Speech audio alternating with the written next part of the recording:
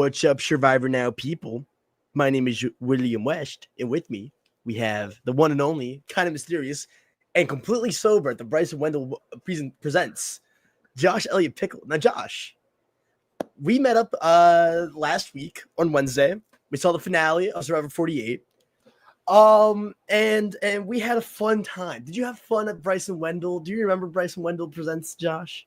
Yes, I do remember hearing the cheers of the room, the applause, the tears of joy from this entire season that we correctly predicted that Kyle was gonna win this. Like, are you kidding me? I am actually so excited because I feel like I never ever really lock in on who the winner is. I'm always kind of surprised at some point, or the person who I root for most of the season gets taken out. But I am really pleased with this finale, and I feel that, we made a lot of great takes this season that really kind of panned out the way we said it would. Yeah, I think the only few things we really got wrong this entire season, I think preseason I had Kyle at 16. I also had Joe at 18, which was on me. Joe was 18? I had Joe at 18. Oh, wow. But was I wrong? I said he wasn't winning the season, and he didn't win the season. So it still wins in my book. There you go. What'd you think about the season of Survivor? It was a very interesting ride. Yeah, I will say. I do agree that there's some points where it was not the greatest pieces of television. Other spots where, it wasn't the I don't know. It was a very weird experiment, a very weird time. Did you like the season? This is going to be a season that I feel like, in 5-6 years from now, people are going to say it's hit or miss. It really depends on what your taste is. But what this season is going to be looked at 5-6 years from now, I feel like, we're going to remember a lot of these people's stories, just like any other season. But the narrative is always going to be Kyle and Camilla. And I think it really fits, when you look at the Survivor 48 logo, right? Hi, Ollie. When you look at the Survivor 48 logo, you see these two statuettes of their idols, right? Mm-hmm. That really encaptures the entire season. It was the season of the duo. Two people, two idols. In the sense, I see that as Kyle and Camilla right there, right in the logo. It was there right before our eyes. And I feel like, when that time comes, when people look back and say, hey, let's look at the 40s. What's a good season from there? I don't think that they're going to say that this is the best season from the 40s. I will still stand on 45, 44 being the top two seasons. 44 is crazy, by the way. I love the Tika 3. Tika 3. 47? Tika 3. Yeah, 47 comes in at third for me. 47 does come in at third. I like to see a lot more of a strategic game, but a lot of this game was more under the radar, right timing moves, and they executed that perfectly. It's going to be remembered as Kyle and Camilla. This is the season of Kyle and Camilla. It really is. See, Survivor 48, it's a better season if you didn't think about the season. If you turned your brain off and if you just wanted to stick with the main characters and let it ride, I do think the season, when the main characters are in focus, I think the season does have a lot of strong attributes to it. I do think the Kyle and Camilla duo was amazing to watch. I think Joe and Eva were honestly the beating heart of the season. I disagree with the two idols being Kyle and Camilla. I think that was Joe and Eva. That's a good point. Actually, you made a really good point. Yeah. Joe and Eva was they were the heart of the season. And Kyle and Camilla was like the brain. Like that is what we got. We got a little bit of everything. You wanted those emotional beats from the season. You wanted those tear jerkers. You wanted to feel something. You wanted to see what it's like to be a human right before your very eyes. No, that like honestly, Survivor shows people, and this is what I love about Survivor, is that it shows people in vulnerable moments being human. and living through very real things that people don't necessarily talk about. And I love seeing these moments in confessionals where people are out on the island, they feel like they're by themselves, and this is their time to be completely themselves, to show themselves to the world, or to kind of like, hear their thought process and what they're dealing with, what they're going through. And a lot of it is entirely relatable. So I think that's one of the things that really intrigues me about Survivor. 100%. I think the season will age better as time goes on. Okay. I also think that, Survivor 50, we'll get to Survivor 50 much down the line, can either really change or like it can really hurt or make season 48 look a lot better. It's kind of like the Survivor All-Star effect, where I feel like if you watch it now after watching like Redemption Island and Winners at War, All-Stars is a lot more bearable because you really hear from Amber and Rob's story a lot more, and you kind of understand where they fall in the Survivor legacy. And I think the season was fun to watch week to week. I think when we sat down every week and we kind of talked about the boot order, especially that mid-merge, was really rough, of knowing that, Mary and Star weren't going to go were going to go because they had no narrative importance, right? Or how Chrissy had somehow like the least amount of confessionals of like any New Era person outside of Heather, which is sick because she could have been the new Sue Hawk, straight up.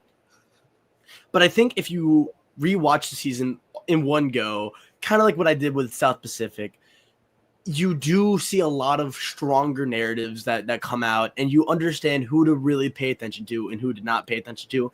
And you know that eventually the strong loyalty alliance will break up and won't stick together forever.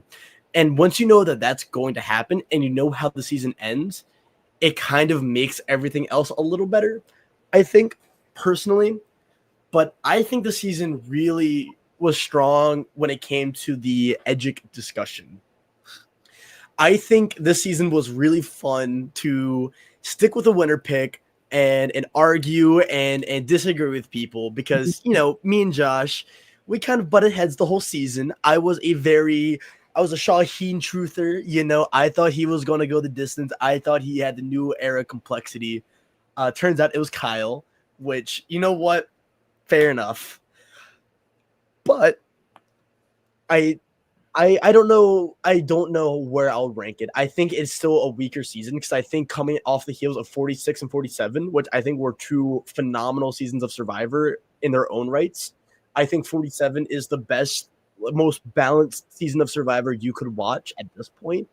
Honestly, if you want a little bit of everything, I recommend 47. And 46 was the Gabon chaos. And so 48 was a little more somber. It was a little more low-key. It's kind of like Survivor Africa, I would say.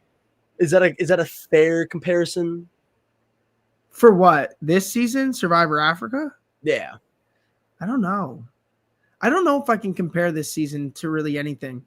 I really just admired a lot of just the alliances, kind of keeping that under the radar. I feel was extremely impressive. Something that we haven't seen, but it comes with caution now, right? Because Kyle and Camilla are going on 50, and after the premiere of that season, their longevity in that game it's going to be short. I think I'm sorry, I know that this is a little bit early, but for Kyle and Camilla to be on season 50, I think that they have to go after each other. I think that there's no way that either of them can survive without going after each other. And I hope that CBS separates them. Yeah. Because if they're put on a tribe together, they're gonna be targeted immediately. And I don't think that that's necessarily fair for their game. So I don't know. I just know that's because it's still so fresh. People who are on 49 who are on there, nobody's going to know their game. And that's going to be so dangerous. Oh, yeah. I'm kind of excited. I'm very excited too. But before we get to Survivor 50, we need to go back to the beginning of Survivor 48, and we should just talk. We don't have graphics. We do apologize. I don't think Randy realized that we were doing a podcast today. I was looking back at our messages. I don't think I made it clear enough that we were doing Thursday night at 8. So that's my fault, Randy. I apologize to you. But yeah, 48 was cut and dry. Great pre-merge, post-merge. I mean, I agree. I wasn't a big fan of the pre-merge this season, quite frankly. I felt like the season fell apart. A lot of the reasons why I liked New Era Survivor weren't present here. And Josh ain't a pre-merge in orgs though. How do you know about that, Ollie? How do you know about that? Wait, hold up. Wait, I'm kind of blown away by that. Ollie knows things, man. Ollie knows. This is in Final 7 right now.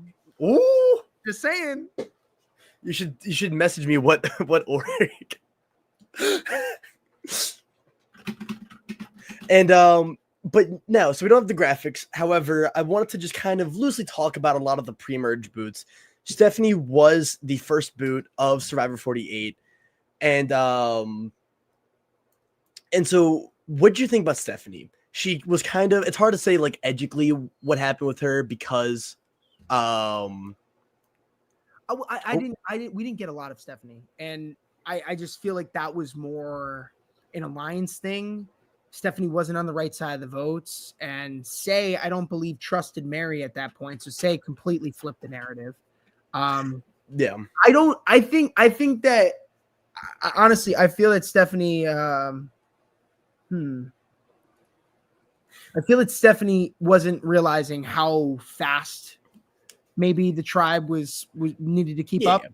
I don't have much to say on Stephanie, but I think preseason, I put Stephanie really high. I had Stephanie as like a jury member, and I thought she was going to be the player that was going to be strategic and the one who was going to be chaotic this season. So yeah, we were kind of wrong with that because Stephanie tried playing a little too slow. And I think it's just a good life lesson where if someone's approaching you with an alliance, no matter what, you kind of have to play ball. And she's the Ollie host. knows things. She's the host. She's the host of the game that I'm playing. So okay, all right, talk about that. So now we're talking about 3 different seasons of Survivor. Now we're talking season 48, 50, and now Josh's org or Cat's org. Good luck to Josh, by the way. But yeah, no, if someone is going to approach you with anything game related, you kind of have to play ball. And Stephanie tried to play a little too logically on the Vula tribe, which is, a pretty dysfunctional group of people. That's kind of was her undoing. Do you think she's going to ever come back to Survivor though? No. Not a big Stephanie fan? No, I don't think. I think Francesca, correct me if I'm wrong, I think Francesca is going to be the only first boot ever brought back. I don't know. This is just personal preference. I'm obviously not CBS casting, but I think that now for the new era or for the future, if you're ever a first boot, I think that's Survivor, like, you're dead. Like, I don't know what's the wording for that? Like, your Survivor career is over if you're out first. Yep. I don't think they're ever going to give you a chance again. I think you really have to show something if they bring back, like, you'd have to make a big bang episode 1. And I think no justice for Jelinski. Jelinski quit. First off, he quit that competition with Q. He threw the hourglass. Secondly, he gave up to Tevin and Maria on that journey, lost his vote. No. I do not want to see Jelinski again. I'm sorry. Love you, Jelinski, but if Jelinski got another shot to play, they would target him immediately. I feel like that would be a hard reputation to come back from. Actually, wait, pause. That might be way more intriguing to bring Jelinski back. Redemption arc? No, okay, Do you know Crackpot? Jelinski redemption arc? yes, because we need more of Jelinski in our lifetime. Honestly, Jelinski was my winner pick for 46. That's pretty sick of you. I picked him. That's and terrible. I couldn't believe it. I was watching. I was like, wait, if I bet this on Vegas, I would have watched my money go away. Oh, that would have been so funny. Honestly, if we brought back a first boot, I think Zach Wurtenberger should be the first boot that we bring back. No one else would really intrigue me. But like, I don't know what Jelinski would bring. Like, he was such a legendary figure that if we ever bring him back, it just kind of ruins his legacy, because he's known as being like one of the better first boots that Survivor has brought us. And he's such a legendary first boot that bringing him back, unless he's a first boot again, like Francesca, I just don't see it improving his legacy. I think it'll just make him forgotten. Honestly, if there's any first boot that I'd love to see again, it would probably be John Lovett. I was really high on John because I thought that, like, if he got a second chance, I think he's strategically in it. I think he just became a victim to that Gata tribe on 47. There was a lot. When you think about that Gata tribe had a lot of big threats. Oh yeah, all of them were big players. Annika was, Rachel was, Sam was, Andy was. That was a tough tribe to live on, to be honest. Yeah, but at the same time too, I feel like John Lovett, he's a good character. Like, he's a good guy. I'm not picking on him. It's just, I feel like he would do well. It's just unnecessary, I think, is the best way to describe it. And you and Kara had the same winner pick, by the way. Listen, Jelinski, I had high hopes for Jelinski. I felt so confident.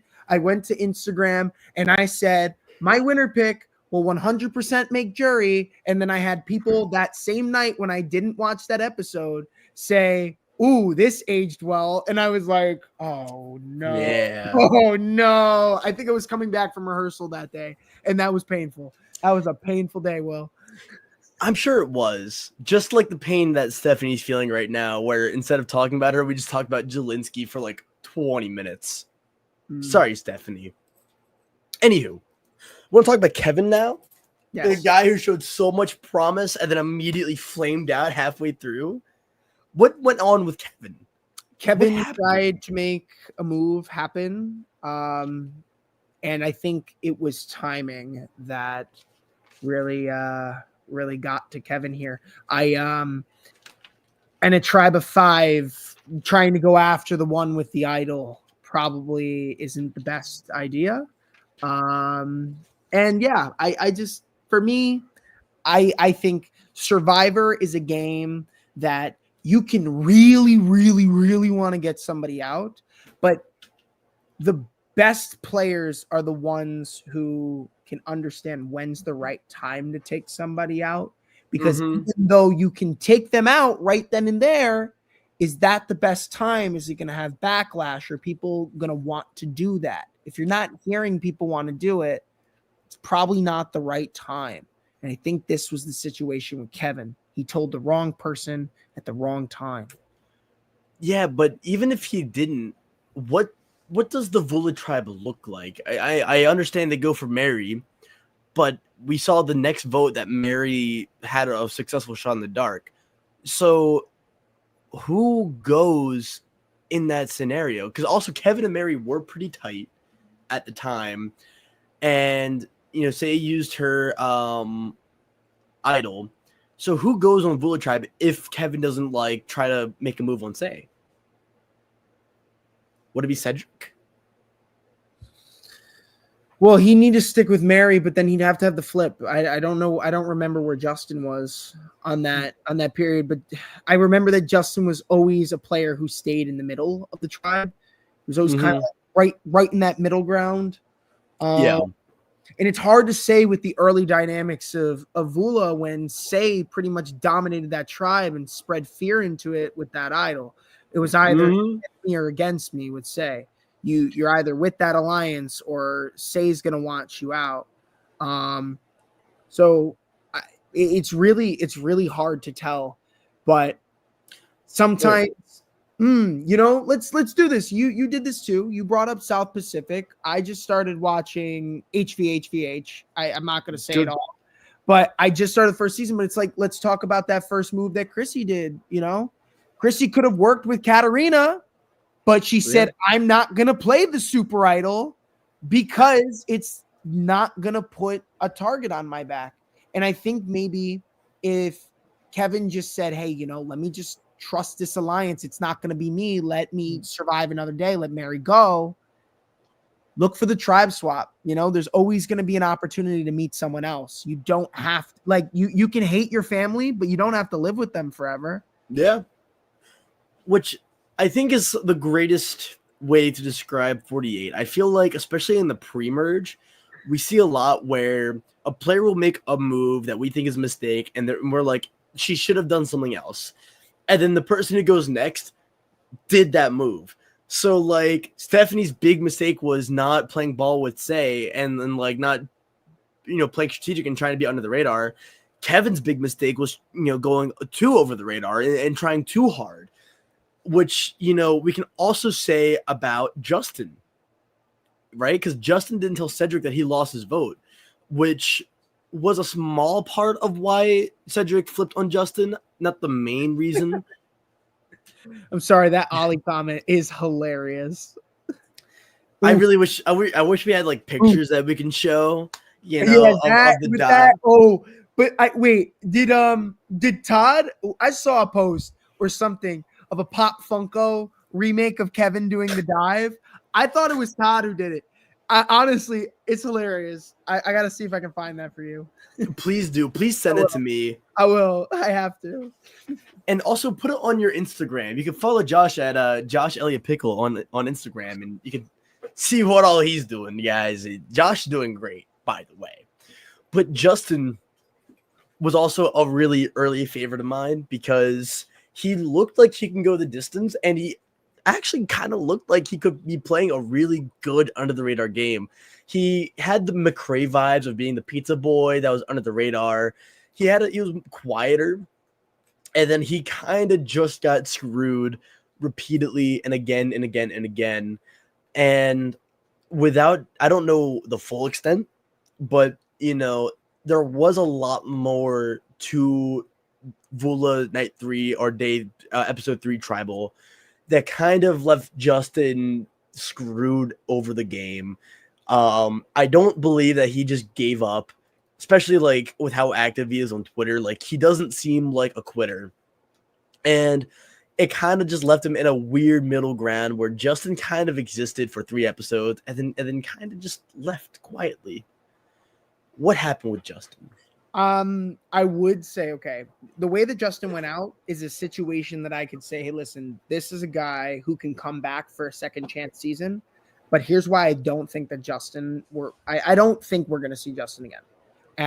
If Justin was a little bit more strategically involved in the conversations on Vula, I think it would have been impressive, the gameplay and the projection that he would have had. Mm-hmm. But I don't feel like we saw enough to merit a second chance opportunity. Yeah. Because I don't know if Justin was really making waves as much as, people who would come back on a returning season would need to have to make, Yeah, I feel like Justin was just a little quiet too in the confessional department. And it sucks because I really was hoping that we would get that like Fabio-esque winner again, because we really haven't had a what the heck winner since Gabler. And I would agree with you too, James, but then there's also Pat, who I think, if no one else, deserves a second shot over anyone else, because I blame his medevac on like just production and like waves. That was a genuine freak accident. Justin, if he was on a different tribe, could have survived, But yeah, no. And he wasn't the most entertaining player, But do you know who was a really entertaining pre-merger who should have went further and should come back for another season? I honestly, I would agree with this. I think Thomas would be a great selection. Honestly, I think Thomas was really in it. He was one of the villains of the season. Definitely. If Say was villain of the season, then Thomas was definitely up there with him as well. Thomas was in it. He was willing to make big moves. He had a great alliance. He went out. He got blindsided. But how does Thomas recover on a second season? I feel like Thomas would play the same way. Yeah. I think if Survivor 49 was a second chance new era season, which it really should have been, in my opinion, but we'll get to that later. I think Thomas would have been a really, really cool, like, what the heck kind of player to bring back, because he was a very entertaining player. Yes, he was. In the 4 episodes he was in. And I genuinely think, even over Justin, I think Thomas was swap screwed. I think it was Kyle and Camilla's best move to vote Thomas out. I do agree with that. I do not blame anyone for playing the way they played, except for Cheyenne searching Kyle's bag. That was a little screwy. Or Heroes vs. Villains, Ollie, in the comments. If they did a Heroes vs. Villains, I could see Say and Thomas coming back from this season. 100%. 100%. But here's the reason why, again, to go back to Justin, why I don't think Justin's going to come back. When you think about this season in particular, there are 3 to 4 other players that I would have return over Justin. I would have Thomas. I would have Say. I would like to look at Shaheen, maybe even David, maybe even Eva again. Maybe Bianca. Like, TBH. Yeah, I feel like there's a bunch of people that I'm leaning more towards returning. Yeah. And I think that's what casting is going to consider. They're going to look at a season and say, well, if we're going to bring somebody back from the season, who are we going to bring back? And they're going to base it off of who was the most memorable, I feel like. Which, by the way, Ollie just gave me a really cool idea for a postseason podcast. Ollie, please, let's talk about this. But I think Thomas had all the hallmarks to make a really cool Survivor player. I do not think he necessarily did anything wrong either in his boot episode. Like, it was just a genuine freak accident of getting paired with a secret duo that had an idol. And yes, he could have played a shot in the dark, but at the same time too, that is even riskier than trying to side with Joe and Shaheen. Well, what did I tell you, Will, that night that aired when I was texting in our chat? I kept saying Thomas's best move here, just to ensure safety when you're uncertain of something, especially when you're going to the extent of searching through someone's bag. I think new era Survivor players understand that keeping the idol in the bag is a death sentence. Bury your idol or keep it on you at all times. That's it. That's it. Those are the only 2 options. Bury the idol or keep it on you at all times. Never keep it in your bag. If I was Thomas, play the steal a vote. It's the one thing that I was watching and I was like, oh, Thomas, ensure safety. Take someone's vote. You'll have 4 votes. Even if they add an extra vote. Even if they had one. You can ensure that you have the numbers with an idol. Split the vote. 2-2. What I would have went, if I was Thomas, I would have said, listen, if Joe and Shaheen are voting this way, cool. You guys can both vote Kyle. I'll steal Camilla's vote. I'll put both of mine on Camilla so that we have a backup plan. That way it's a tie vote on a revote. The 3 Loggy boys are just going to pin those on there. It just to ensure the numbers and uncertainty, use the steal a vote. Don't save it for the merge.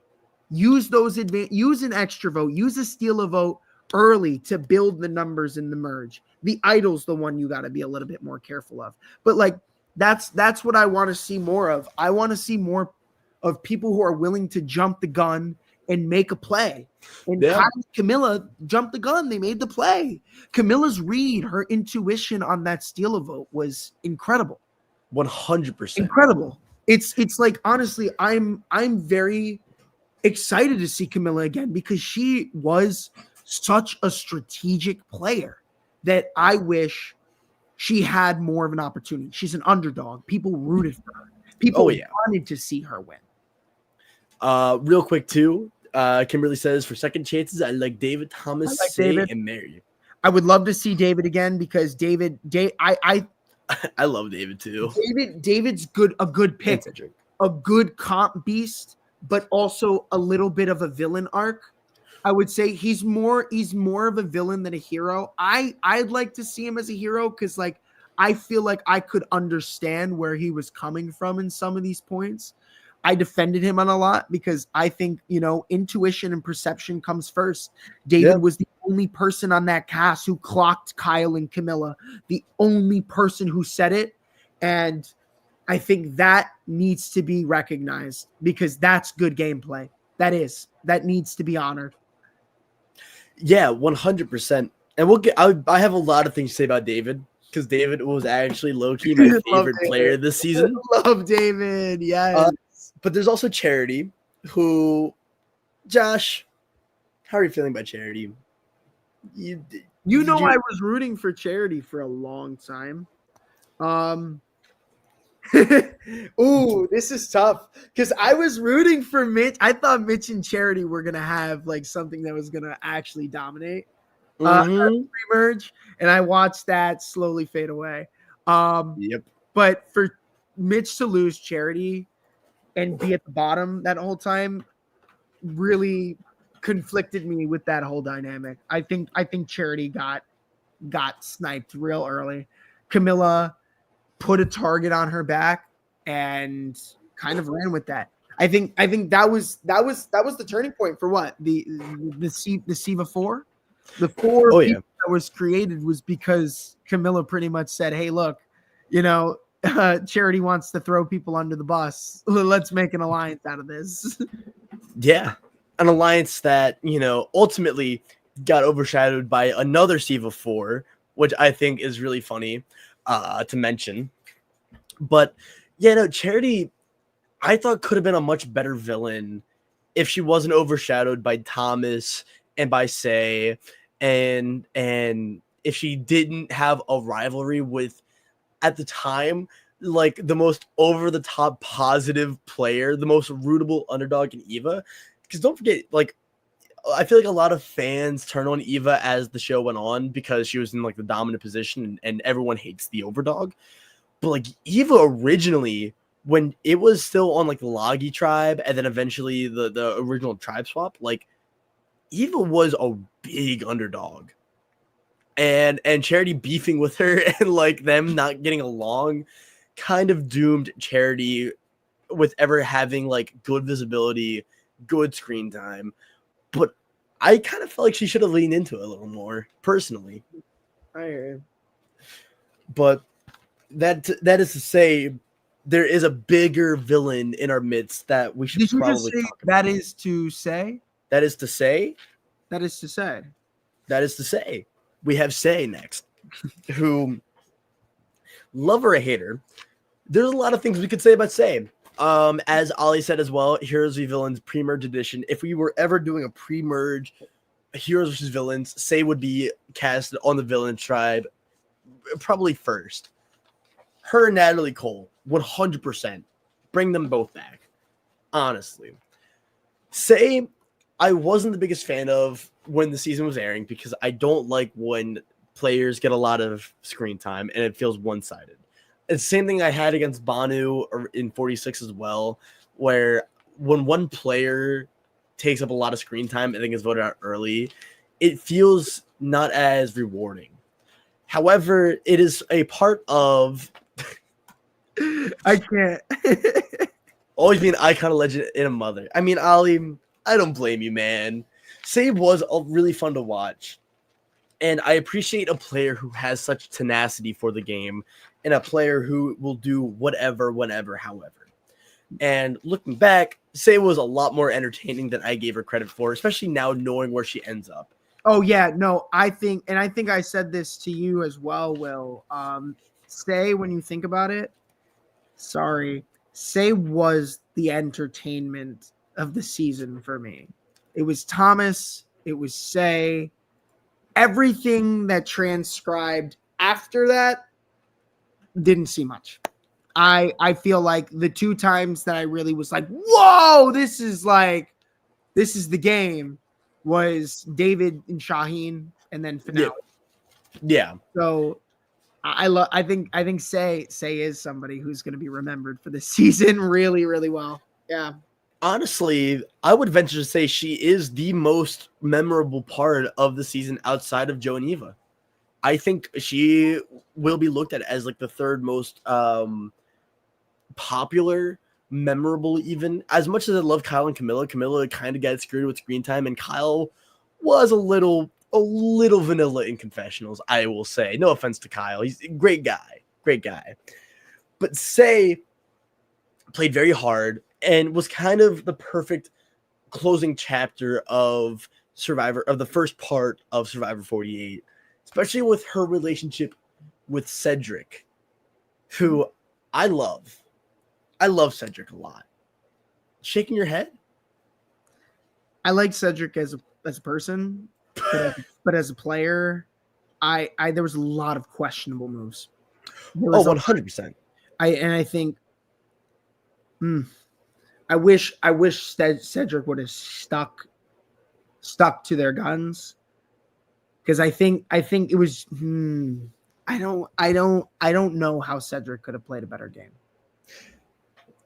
I mean, Cedric wasn't a game player. Let's get that straight. Cedric was a guy who, I think, if he wasn't on the Vula tribe, and if he wasn't like forced to play the game as early and as hard as he had to have, I think he would have been a lot more introspective. I think he would have been a player that could have just lashed himself onto a stronger player, like Say, who was a little more level-headed and a little less played not as hard as Say. And I think we would have gotten a lot more out of his growth. I think he was someone who had a lot of insecurities that we saw on the island. And honestly, I really appreciated a lot of the scenes he had with Mitch, where they were, bonding and talking. The scene with him and Star, I think, is one of the best scenes of New Era Survivor. I think it's 2 people coming together, and I think they are both people that we kind of got to know as the season went on. And so seeing that payoff was very rewarding.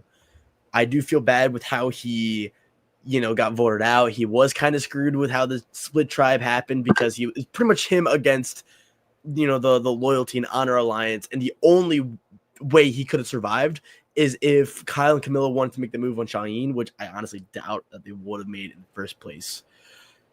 That is all to say, I really, really liked him as the first juror, the mayor of Ponderosa. There's a tweet he made where he said, every time someone came in from tribal council, he would wait outside for them, which I thought was very sweet.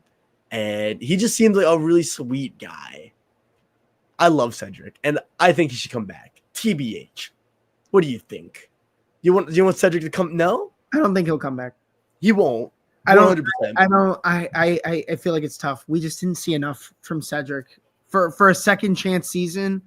Like I said, you really gotta make a bang in the game. You gotta you gotta give it your all, and you gotta make waves. And I think that's what Survivor is looking for when they're looking to bring back somebody who's willing to make waves and bring entertainment. Cedric could have done it, but there were decisions where I felt like Cedric wasn't even in the driver's seat of his own game. He let Say drive his own car. You know what I mean? Like, Say was driving the ship for him. And that's why I don't feel like Cedric's going to come back, because at least the narrative that I saw, it wasn't Cedric's game. He wasn't playing his own game. He was playing someone else's. 100%. And I want to point out this comment because, Plaid's in right now. There's not really You wear Plaid. I wear Plaid all the time. Plaid. You saw me at the Survivor Bryson Wendell presents. You know what I was wearing? Yes, I was wearing a fine suit. Ooh, fine. And I had quite a few espresso martinis and quite a few Modelo's. and I made a lot of friends. It was a fun time. Speaking of fun time, do you think Chrissy had a enjoyable time on Survivor? Straight up. Please hold one moment. Let me see if I still got it, Will. If you okay, as you're I got the proof. Shout out to Tegwith. All right. Shout out to Tegwith. This is my Survivor Season 48 Chrissy 4 Soul Survivor pin. Ooh, that hurt. Like, yeah. Chrissy was my winner pick. Chrissy, I think, also, thank you. The espresso martinis were so good, so delicious. But Chrissy, I think, I don't understand what went wrong because she shouldn't have gotten as little screen time as she gotten because she was clear opposition towards the lines of 5 and she got like nothing. She wanted to play a lot harder and she kind of just got screwed. I liked how open she was and I will never understand why she got 10 confessionals in her time in the game. That is sick. But did she make waves? She tried, but like nothing went through. She was never in the driver's seat.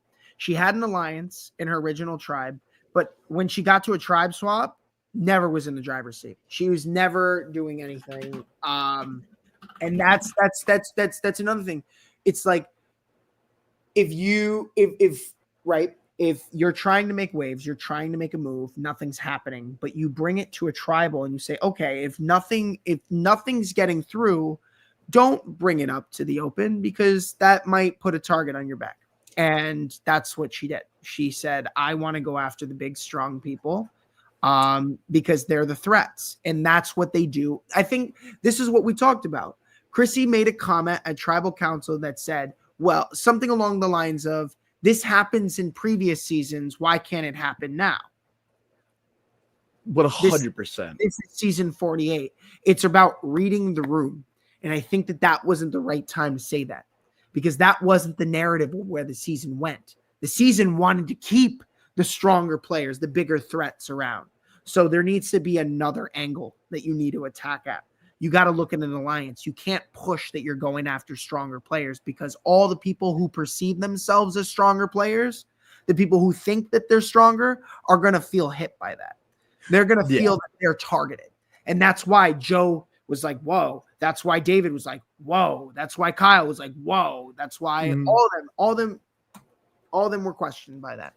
So she got the final. What was the final episode title, by the way? It was Only One of Yous Can Win. And she did say that, which I do appreciate. I will defend her outburst at Tribal 2. It's not an outburst, but you know what I mean. Yeah. Because I think by then, Chrissy even knew that her game was pretty much up and over. And it was more of a Hail Mary where it's like, I pretty much know I'm getting voted out anyways. Might as well at least try to shake things up for after I go. And I'm sure that seeing David go right after for Chrissy might have been a little rewarding. Yeah. Really wish we had those like classic Ponderosa videos. Sadly, we don't. But yeah, that's pretty much all I really have to say about Chrissy because I feel like Chrissy, again, 12 confessionals the entire way and couldn't do much, couldn't get the game going. Yeah. But do you know who got the game going? The one who drinks a gallon of milk every day? Every day. By the way, I saw this movie last night. It was really, really bad. Like me and my friends, we wanted to watch a bad movie. And there's a scene where this kid is trying to chug a gallon of milk and then he throws up. And I really want to be like, dude, this is like David from Survivor 48. But my friends don't watch Survivor. And so they wouldn't know what I was talking about. And so instead I just sat there and like drank my peach monster. It was rough. Okay. I loved David this season. Yeah. It's called The Adventures of Food Boy. Or I think it's just called Food Boy. It was really bad. But David had a really, really cool heel turn. I love heel turns in Survivor. I was able to tell Teeny this at Bryson Wen. Anytime a player starts out as a hero and then ends as a villain, I love that. That's why I'm excited for Chrissy, because I think having growth in Survivor is always fun, but it's always like on the nose, right? Like I feel like every time a player like grows in Survivor, it's like what Jeff Probst wants, and he's like, "Yeah, this is why you applied for Survivor. It's hard out here, and look how they're growing." So when a player does the opposite, or they become a villain, it becomes a lot more fun. And David's frenemy, Ali. Oh, But David, I think, was a brilliant character, if nothing else. Bad game player. I understood why he was against Kyle and Camilla. I do respect David knowing what the move was, but David did not have the finesse to make the move. But he was a pretty popular, a pretty strong contender in the early days. I think now we can finally talk about like players we thought were going to go far early on, because a lot of the pre-mergers, we pretty much knew exactly where they would end up outside of Kevin and Thomas. But like in the early days, David could have been a winner if Siva like stuck together a little more. And I think if the tribe swap not happened, I think David could have been a stronger winner contender, quite frankly. What do you think? I wish that Joe and Eva listened to David when David warned them. That's where I'm at. I think I've been saying that all season. I really thought that was going to be the defining moment. That was say, hey, listen, like if you're not hearing us out, that Kyle and Camilla are a threat. They're going to win this game.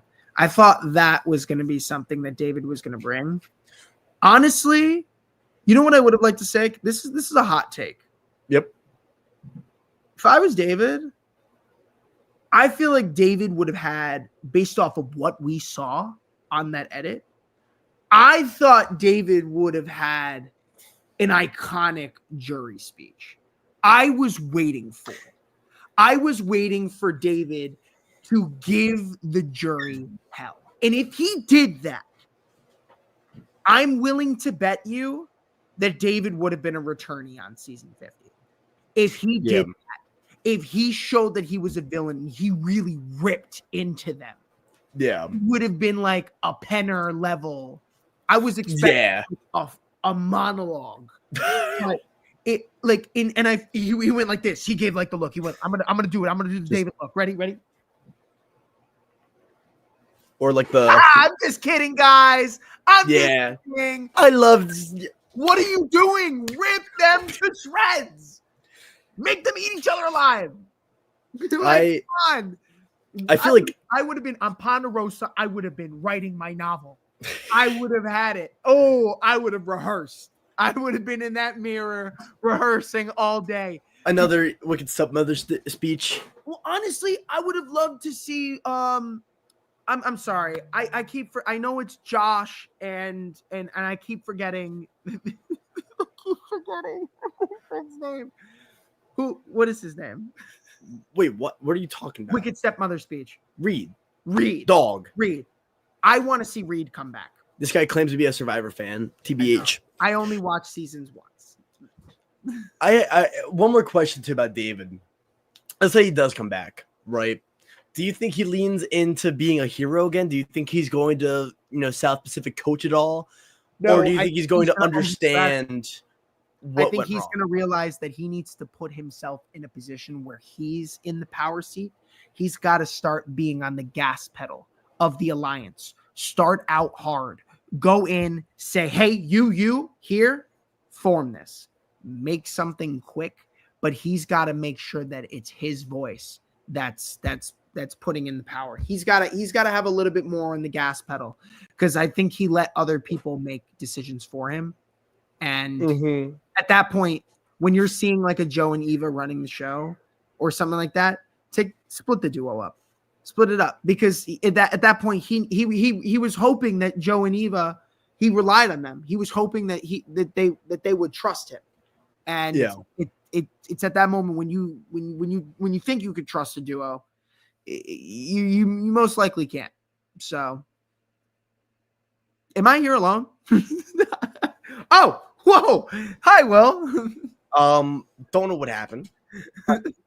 But David's over reliance on Joe and Eva and not wanting to waver outside of the majority alliance. I understand that, the honor and integrity thing was his like main thing, but you gotta read the room, and David kind of lacked that social finesse to get him one stop further in the game. And now we have Star, who Star. She was great. I think I had more fun watching Star's confessionals that I wish that I got to see a lot more of her. Yeah, again, Star had very few confessionals the entire step of the way. She had 26. I mean, she got quite a few on her boot episode, but before that, it was like she was kind of gone. We saw some great moments from Star, though. I really liked the moment that she had with Cedric when Cedric was breaking down. Like, I feel like she was a very and the same thing with her and Eva. Star was a very genuine person the entire step of the way. I will say, apparently, according to post-game interviews, Star was the reason why Mitch didn't really want to make a move or flip during her vote out. Mitch allegedly went to Star about wanting to split up Joe and Eva and not wanting them in the final three. And Star allegedly told Joe and Eva. And that is why Mitch didn't flip. But the Star human moments, wow, I think, is what made it gave a lot more life into the season. I think it kind of gave you a breath of fresh air because she made it so we were able to just check in on like a lot of the other smaller players, right? Yeah. Like Cedric. And if nothing else, she kind of opened the door so that a lot of the confessionals can happen organically and a lot of the human moments can happen organically and not just in a confessional talking about, your past or whatever. It reminiscent of like Russell Swan and Denise from Philippines, episode 4. Shout out, by the way. Josh has no idea what I'm talking about, but you're talking about hold up. You're talking about the Mat Singh tribe, Philippines, where Mat Singh went to tribal 4 times in a row, sent Malcolm and Denise to a tribe swap with Tandang and Kalaba, where Denise sat in the end with Scoopin and Lisa. She won 6-1-1. I was talking about the conversation they had at their camp. By the way, my bad. That I don't remember. Okay, perfect. I'm glad to know. Well, it's funny you say that because the game that Ollie's talking about, it's we do an org that's an exact remake of a season, and the season we're playing is Philippines. Okay. Yeah. Tell me about that later, please. I will. But Star didn't really have a lot going. Like, she didn't have a lot in the season. She was definitely a side character. But of all the side characters we've had on Survivor, she was one of the best, honestly. I just don't want to hear her song ever again. I thought it was cool. I thought it was silly and fun. I just thought it was like, oh, Star's getting voted out this episode. Because why else is she getting 8 confessionals in one episode? Speaking of no confessionals, what happened to Mary? I think after David left, it was a downhill. It was downhill slope. Yeah. Mary didn't have a lot of traction. Mary wasn't even in the alliance. David kind of brought Mary in, and when David went, Mary had no traction. Like David was the only lifeline, the only connection to Mary being a part of some sort of safety or having some sort of protection. Mm-hmm. And at that point, they wanted to take they made the deal with Mitch. They'd rather take Mitch than Mary. So I think maybe I don't know. Maybe they felt that Mary was a little bit more of a wild card because Mary was throwing things at the wall at the very end, and Mary did play, the shot in the dark correctly. Mm-hmm. And I mean that Mary will always be remembered as a player who successfully played a shot in the dark. and also style icon of the season, by the way. Yes. Which some say is a more important distinction than the title of Sole Survivor, but that's neither here nor there. According to me, I'm just going off of what Oliver Grubb is saying. Shout out to you, Ollie. By the way, fun fact about Ollie: flew in across the pond, as he would always say, across the pond, and he is surprisingly tall. Fun fact. Yes, Ollie is very tall. Will, are we talking about height? Because the first thing that I said when I saw you was, "Oh my God, you're so much taller than me." Yeah, I can finally say that on a podcast. I go to New York. Ollie's tall. Both of you are taller than me. I'm looking up. Yeah, I go to New York, right? And I'm like, I'm by myself. I'm finally meeting up with all the Survivor Now people. The first thing that Matthew says, the first thing that Randy says, the first thing that Josh says, the first thing that Ollie says, the first thing that Abraham says, Will, you're a lot taller in person. I don't know how. What am I supposed to do? I literally only see like your waist up. Josh. Yeah. What am I? You're acting like I'm like 5'1". Like, okay. Beats Kara, I will say. Yeah, no. The height, the height thing, and Kimberly's 5'3". So about Josh's height. We no offense. I'm sorry for derailing that. I wasn't mad. I was just like, damn. Also, my camera is angled down pretty consistently. I can try to move it up actually. So this is like a little better. I hope. Not really. Anywho, Mary should have gotten a lot more screen time, I felt like, especially right after Say went, because she was a pretty major underdog. She was like the hero of the pre-merge. She played a very hard game, and she somehow escaped the wood chipper that was Vula. Like, she surviving tribal, like, just survived. Like, she was tight with Stephanie, who got voted out, tight with Kevin, who got voted out, used her shot in the dark, and then was able to survive the Bianca tribal. Shout out to Cedric, by the way, for that. And then, like, we just never heard from Mary ever again. And we don't know how, like, we never saw her develop a relationship with David or, like, become close to David. We just heard randomly that she was tight with David, and then David got voted out, and then Mary's like, oh, okay, this sucks. And she was the last outsider, the last big underdog to get voted out. Would you ever want to see Mary ever again? Not for 50, but just in general. Yes. Yes. Yeah. I think Mary made enough waves, and the fans definitely like her. The fans definitely would like to see Mary again. I mean, you play a shot in the dark successfully. You have a 1 in 6 shot. That's 16% chance. Like, that's really hard to do. Yeah. I think we've only had 3 of those, and three shot in the darks played successfully in the sense of, like, it revealed safe, but only 2 would have voted the people out. And I think that's Caleb and Mary. Caleb and Mary are the only 2 survivors to play it successfully on a night that they would have went home. And I think that's something that needs to be recognized. That's a lot harder than an idol. That's that's literally, a shot in the dark. So I would like to see Mary again. And I think that, Mary did make enough waves. Also, because Mary did make enough waves, was the last remaining Vula member, survived that long to 7, to 7. I think Mary does extremely well on another tribe. 100%. New team.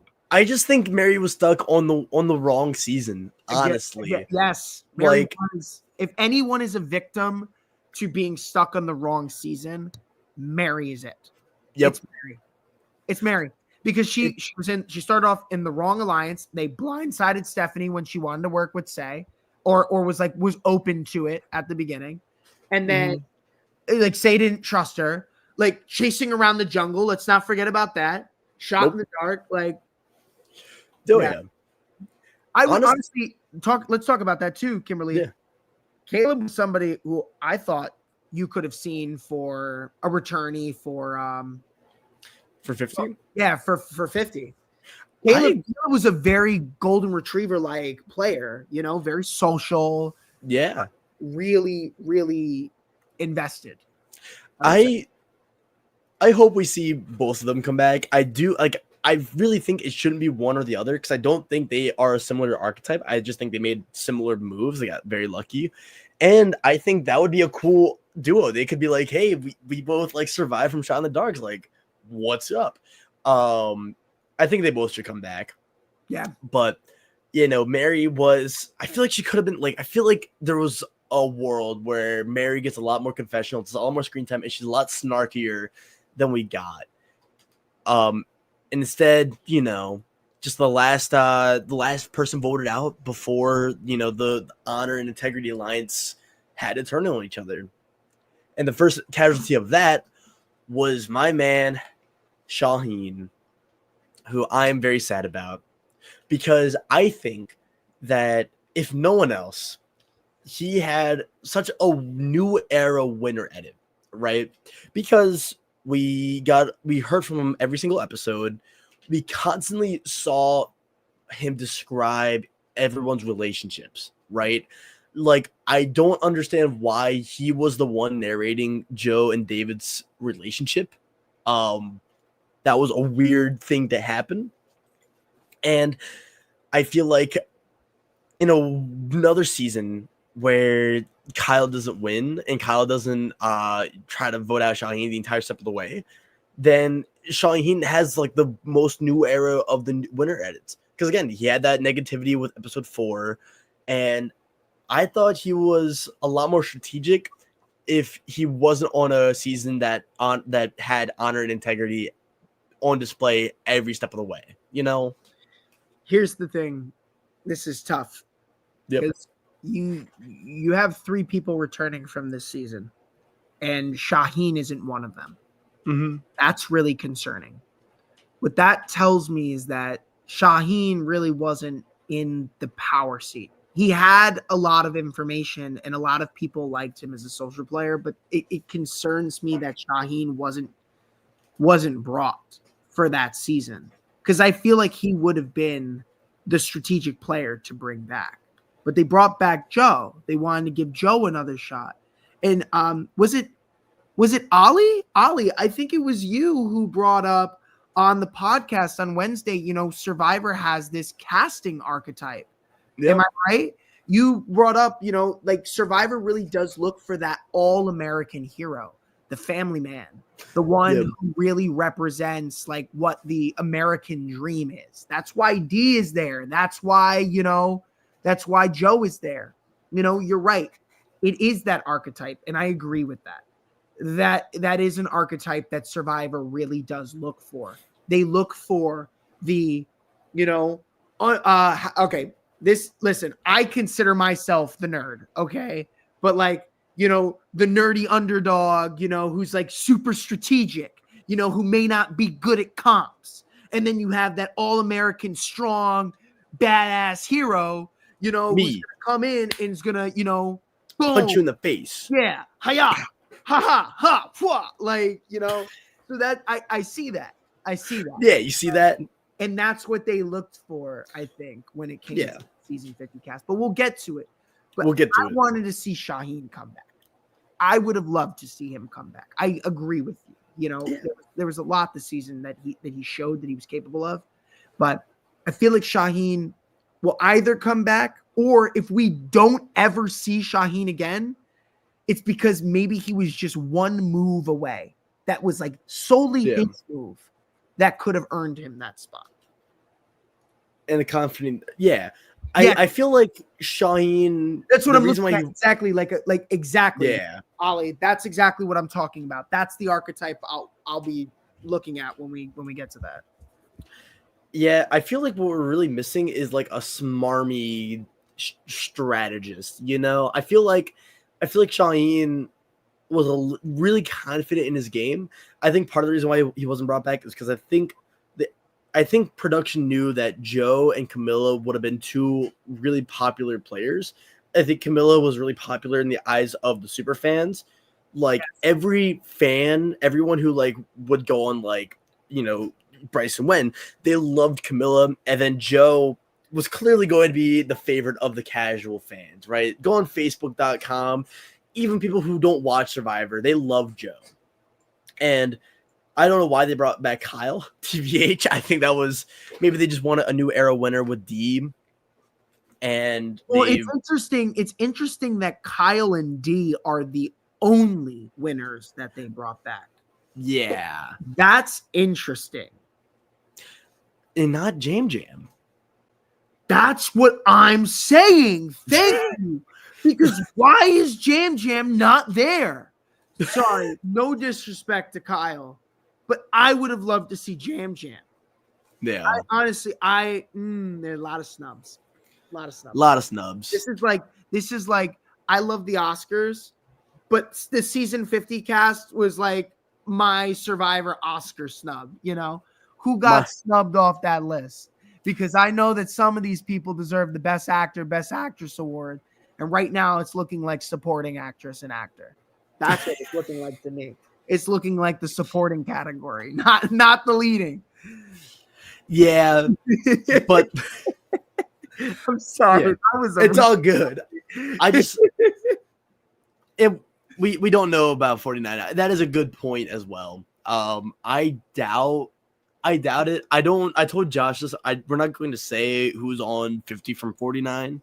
Yes. Just because I don't want Survivor now to accidentally like end up in like legal trouble. There are definitely leaks though. And it's pretty, if you go on Reddit, you'll see it. Go on the internet. Yeah, look up the phone. Just look it up. We won't tell you, but the internet, great place. It's the same thing where like legally we can't tell people where to watch Survivor Australia. Wait, what's that scene from The Incredibles where it's like, ma'am, I can't help you with your health insurance, but if you pick up this pen and paper, and write down this address, I'm not telling you to go here and click it. Like it's like that one scene from The Incredibles. I'm not telling you to go there, but yes. And Isabel. Oh wait, no, Yano. Okay, hold up. I was talking about Tika. I wanted to see the Tika 3 back. Yeah. Bring back 3 people. Bring back the Tika 3. Bring back Carolyn. Bring back Carson. Bring back. Okay, I wouldn't bring back the Tika 3. Jenna Lewis logic. Hold up, Ali. Are we talking take out the winners? Because bring back Jenna Lewis from All Stars. That's what I need. I can't wait to talk about Jenna Lewis in 2025. Actually, wait. Well, Jenna Lewis is one of the big players that I want to talk about when we talk about Survivor 50. Because I think Stockwatch. Ding, ding, like up. Oh yeah, but I think. Sorry, we got a little sidetracked. We will talk a little bit about Survivor 50 as well. And one more hot take about 50. Strategists like Charlie, Genevieve, and Camilla are going to be the pre-merge foods on 50. We'll talk. We'll talk. But now we have the real graphs. So now we can talk about Mitch, who going into the finale, we had him dead last. And there was a leak, and it was pretty much revealed immediately that Mitch was going to be the 5th place boot. Oh, is that what you were talking about? Yeah. I'm thank you for not spoiling that. But that sucks. Yeah, that's why I kind of like spent my time. I didn't really pay attention to like any of the gameplay that happened. I was too busy. I was hanging out with this guy. There's a guy I met at Bryson Wendell, like the pre-show. Poor kid did not have a ticket to the main show. We went everywhere else. I'm like, dude, I'll buy you a ticket. And then he like followed me around the entire time, and he's like my best friend now. He's great. So shout out to Mike. We love you, Mike. But Mitch had a weird arc. I don't think that Mitch's story was shown without malice. I think the editors did Mitch really, really, really dirty this season, straight up. And I understand like why people weren't high on Mitch, but Mitch saying that he tried to make a move and start kind of block that. I think that hurts. And I also just think that Survivor really showed Mitch in the worst light they possibly could by like they made him into the new Lauren or Laurel, not Lauren. Also, I love you guys. Mitch And had a tough yeah, path. I really had high hopes for Mitch. we did. We did. It didn't take away though of who Mitch is and what he brought to the season as a person and as a player.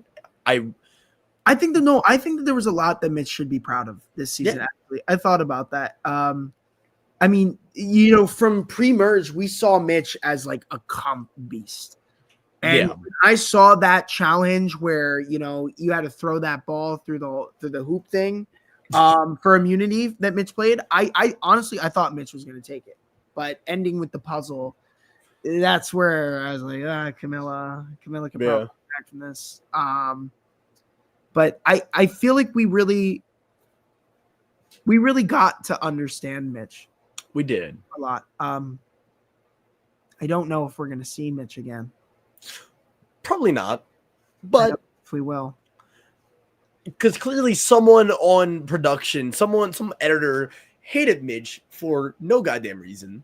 But Mitch started off so strong too, and that's what I was kind of conflicted about, that the edit really downplayed his game, like significantly. Mitch went from someone who was a serious fan favorite, like in the first like 3-4 episodes, and then just as soon as the tribe swap happened, it dropped. My question is, do you think Mitch actually had win equity? Because we hear it all the time, right? Where it's like a player on the outs, like the last main player on the outs, it's like, oh, they're a threat. And we kind of hear the justification as to why like there's a begogging happening. Did Mitch have genuine win equity? Because I think he did. I think if you went to Final Tribal Council with Joe and Eva, and Mitch exposed like how Joe and Eva kind of went back on their word and how they didn't play the honorable game they wanted to play, I think it would have ended in a possible Mitch win. Here's what I think Mitch would have had to do.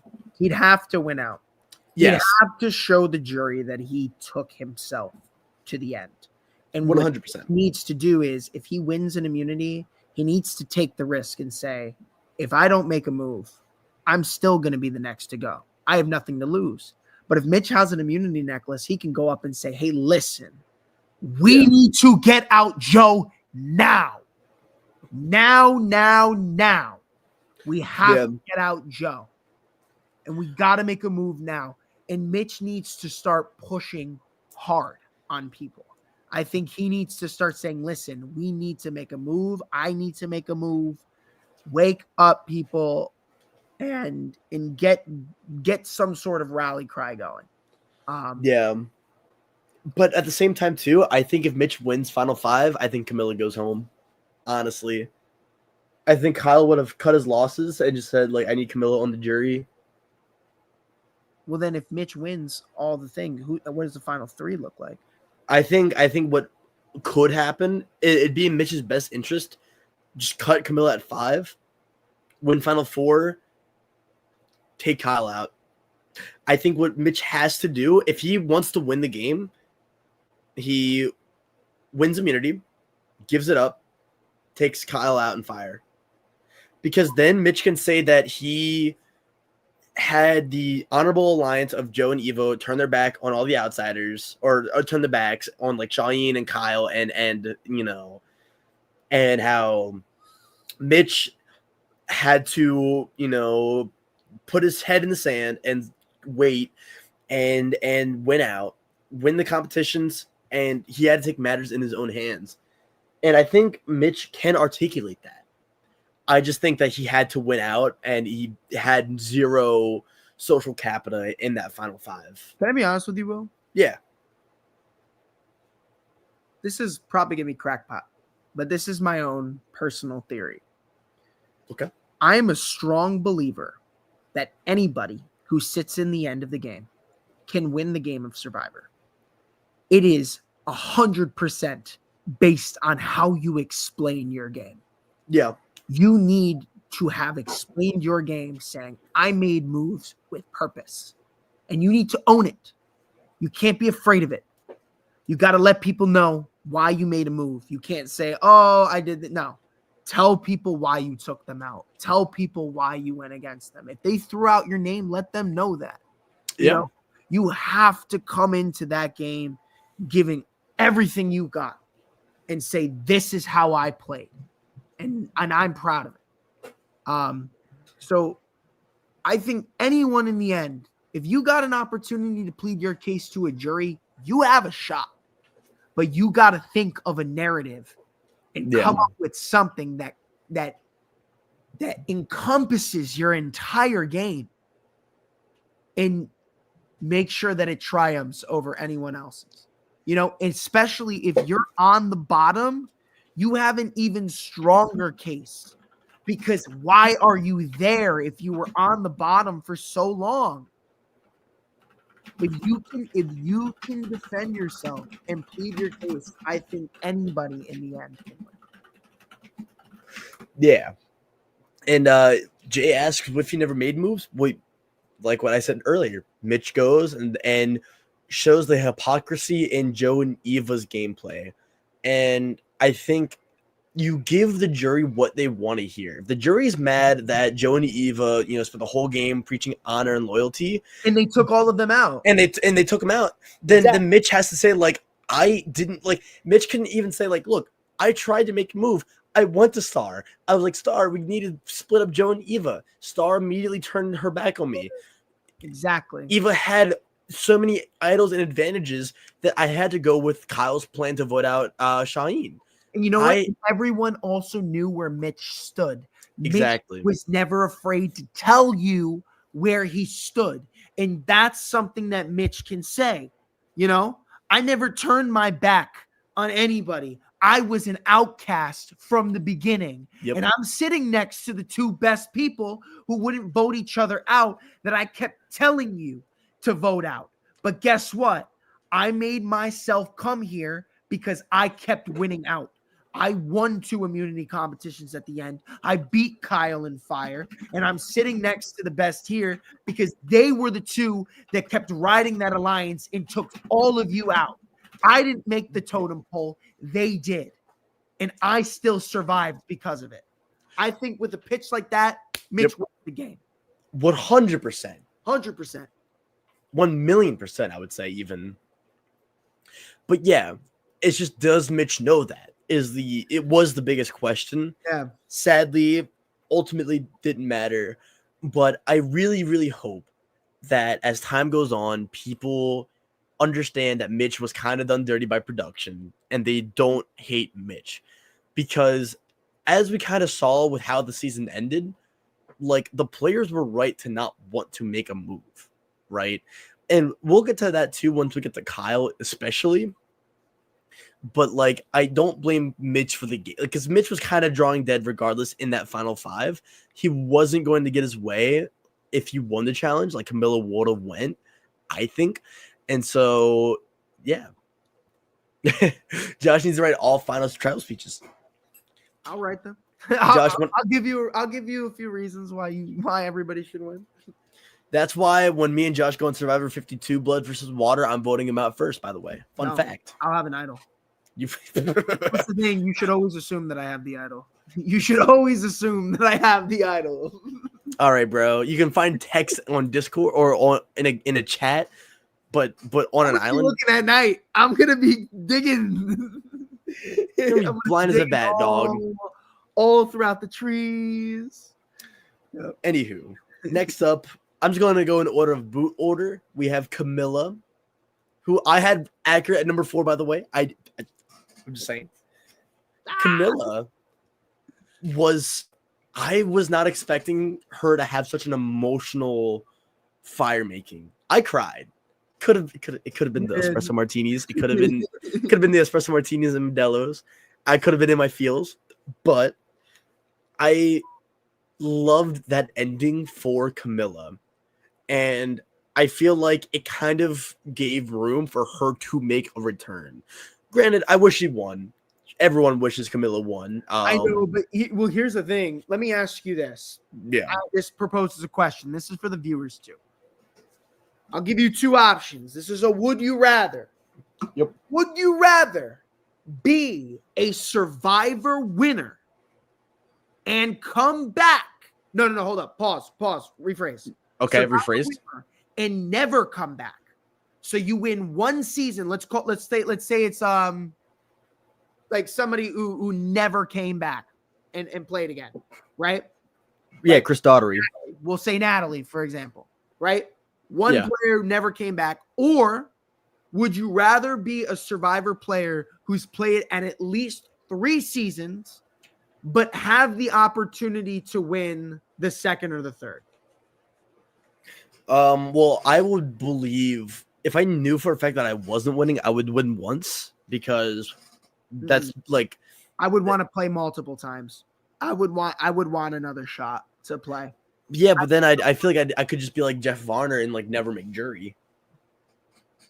You know, like Yeah, well, Jeff Varner. Jeff Varner shouldn't have came back a second or third time. Honestly, hot take, really hot take. When I saw his second, third season, I was like, who is this guy? Okay, don't say hot take when talking about Jeff Varner, really hot take, and then like say that. Like, I thought this guy. I was waiting to. He was in Australia, right? Yeah. Never remembered him. I'm sorry. I only remember Colby from that. Colby and Jerry were the only two people I remember from that season. Oh, obviously Tina, but you know, fake fan. No, man, I don't blame Josh for Jeff Varner. For me, like Jeff Varner for me will always be the Zeke comment. Yeah. I think that is his well, no. Yeah, when you suck at Survivor, right? If you're terrible at the game and then like you're just the biggest piece of shit in your final episode ever on Survivor, that's what you're going to be known for. Well, if you're gonna well, let's say this: if you're gonna do something like that, at least don't go home. Have an idol in your back pocket, because that was well, because like you're going home and that's the last thing that you're gonna say. That's your final message. You get no redemption, no chance to explain yourself after for the next episode. Like, dude said something really bad and went home. Like, real quick too, Jay, I see your hot take. I'm gonna give you a hotter take. I don't think anyone from 48 should have came back for season 50. If anyone should have been Camilla. Shaheen, no? Like Shaheen, maybe, but like Survivor 50 is just too monumental of a season number, and like I really wish we had less new era people.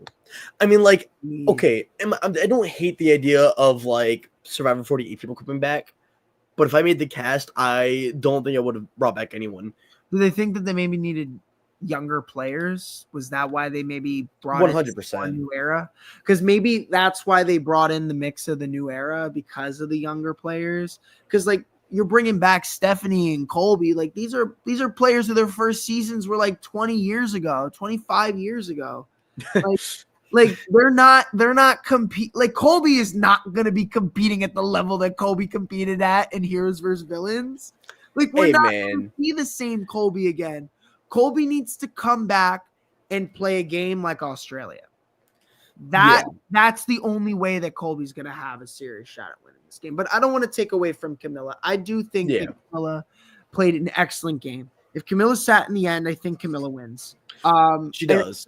From what we saw at Bryson Wen, New York, the fans were rooting for Camilla. They wanted her to win. Camilla was definitely the favorite in the house at Bryson Wen that night. And like they said, the jury said it. You know, Camilla sits in the end. Camilla wins. So I think that that's definitely something to be recognized. I'm glad that she's getting in a second shot. However, I don't think that Camilla is going to do well on a second chance season.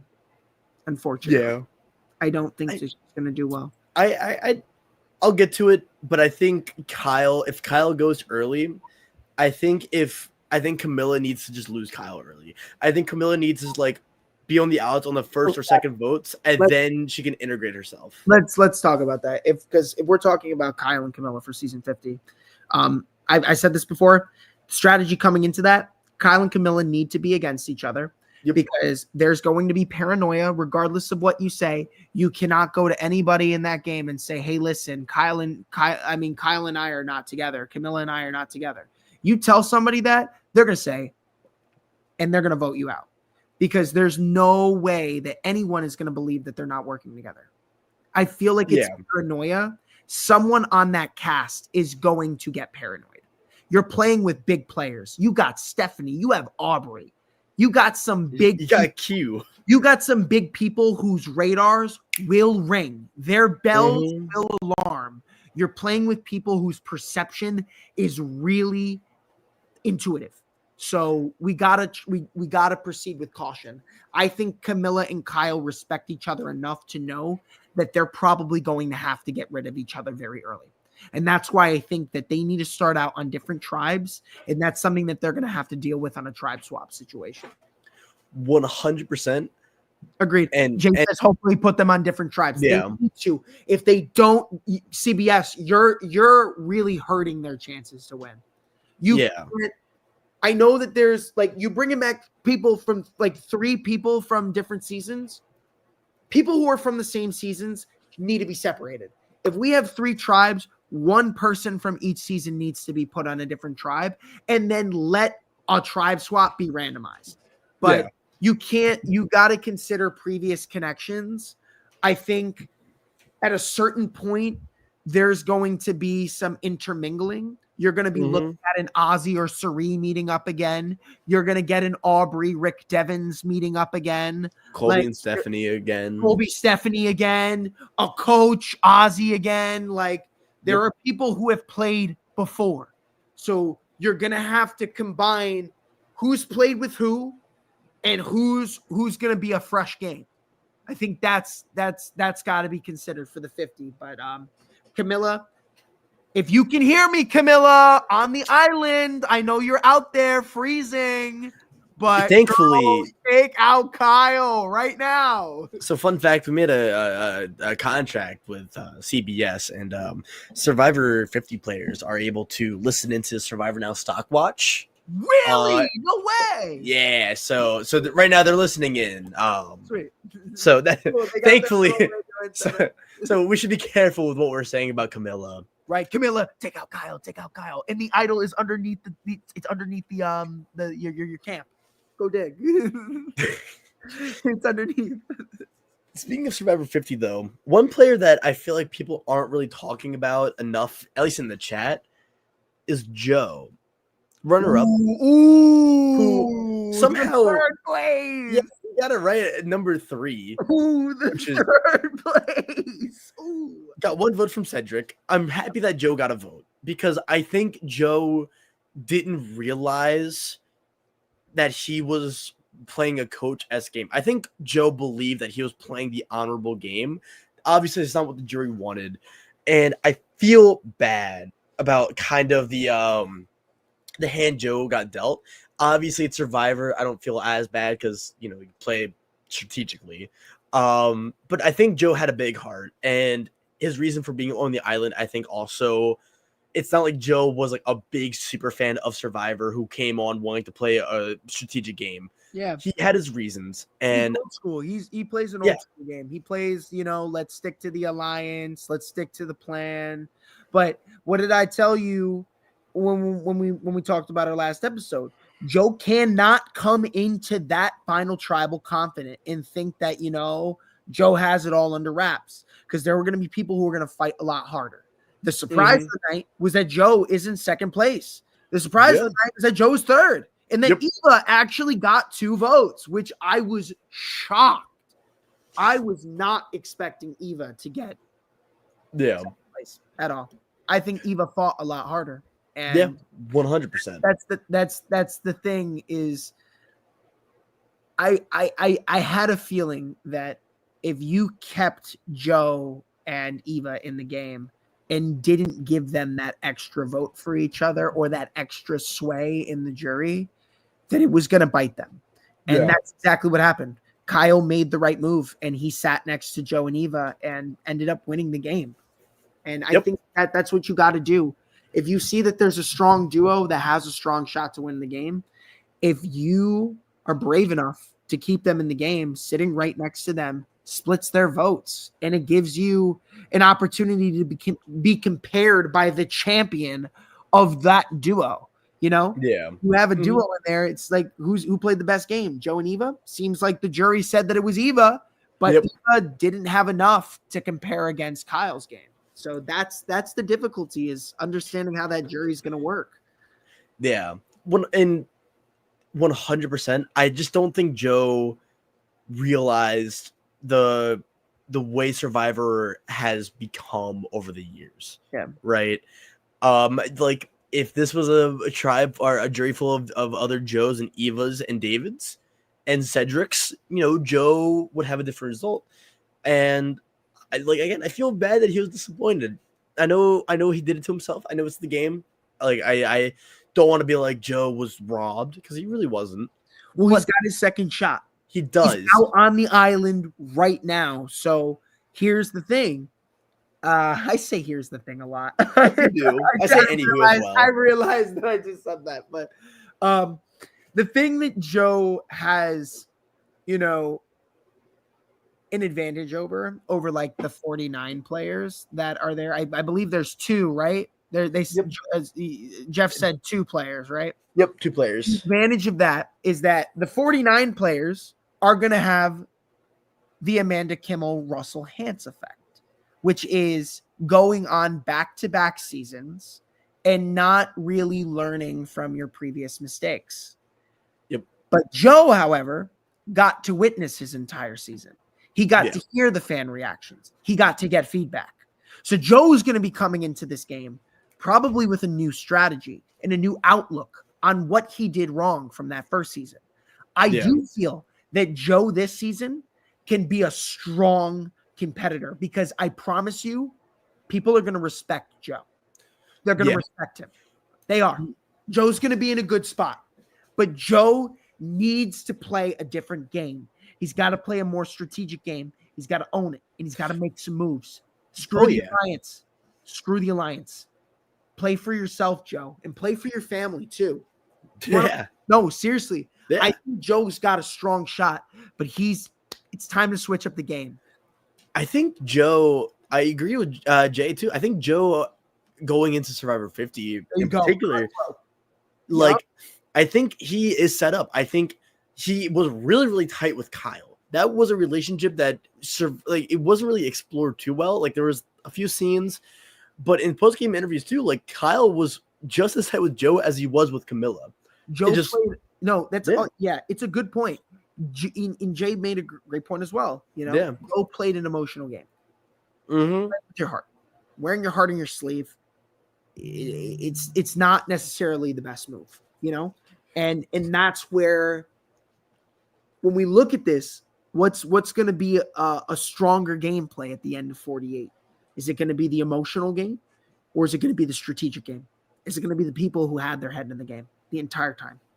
I just can't wait for the alliance of Joe, Stephanie, and Colby, quite frankly.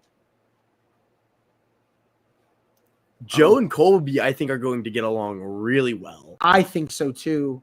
That's dangerous if they're on the same tribe. Yeah. I think they link up. What if Colby, Joe, and Jonathan? Jonathan and Stephanie. Happen. No, they got to separate them. I think Jonathan, Colby, and Joe are all on 3 different tribes. Yeah, I forgot. We would get together. We just saw that in 48. You don't want to see that again. No. You got to separate the stronger players. I think 50 is going to have a good mix of strategists, middle ground, and physical players. And social players. No, Joe doesn't have it in him to be Russell 2.0. Russell did not care about anyone. I would have loved to see Abby Maria 2.0. 3.0. Oh, that's right. I forgot about fake fan, bro. Okay, Josh, please promise me that you have a year to rewatch all the seasons of Survivor. I only watched them once. I don't like ruining it. I don't know why. Some seasons I remember over others. It's hard. You got 50 seasons. That's why you rewatch them. I have Fake fan. I have a hard time rewatching seasons. We exposed me and Josh. We had fun. Diana and I, we made a promise though. We're gonna watch David versus Goliath for the first time together. So You haven't seen David vs. Goliath yet, Josh? I haven't seen 35 to 37. And plus Winners at War. Josh. And then I can rewatch everything. Josh. And then I can rewatch everything. Okay. In just watching Survivor 48, by the way, I've seen 3 seasons of Survivor. One I took extensive notes on, by the way. Okay. Oh, wow. Crazy. I'm a real fan since I was Zans. conscious memories. Okay. Oh, by the way, I was having lunch with Ollie and Matthew and Phil.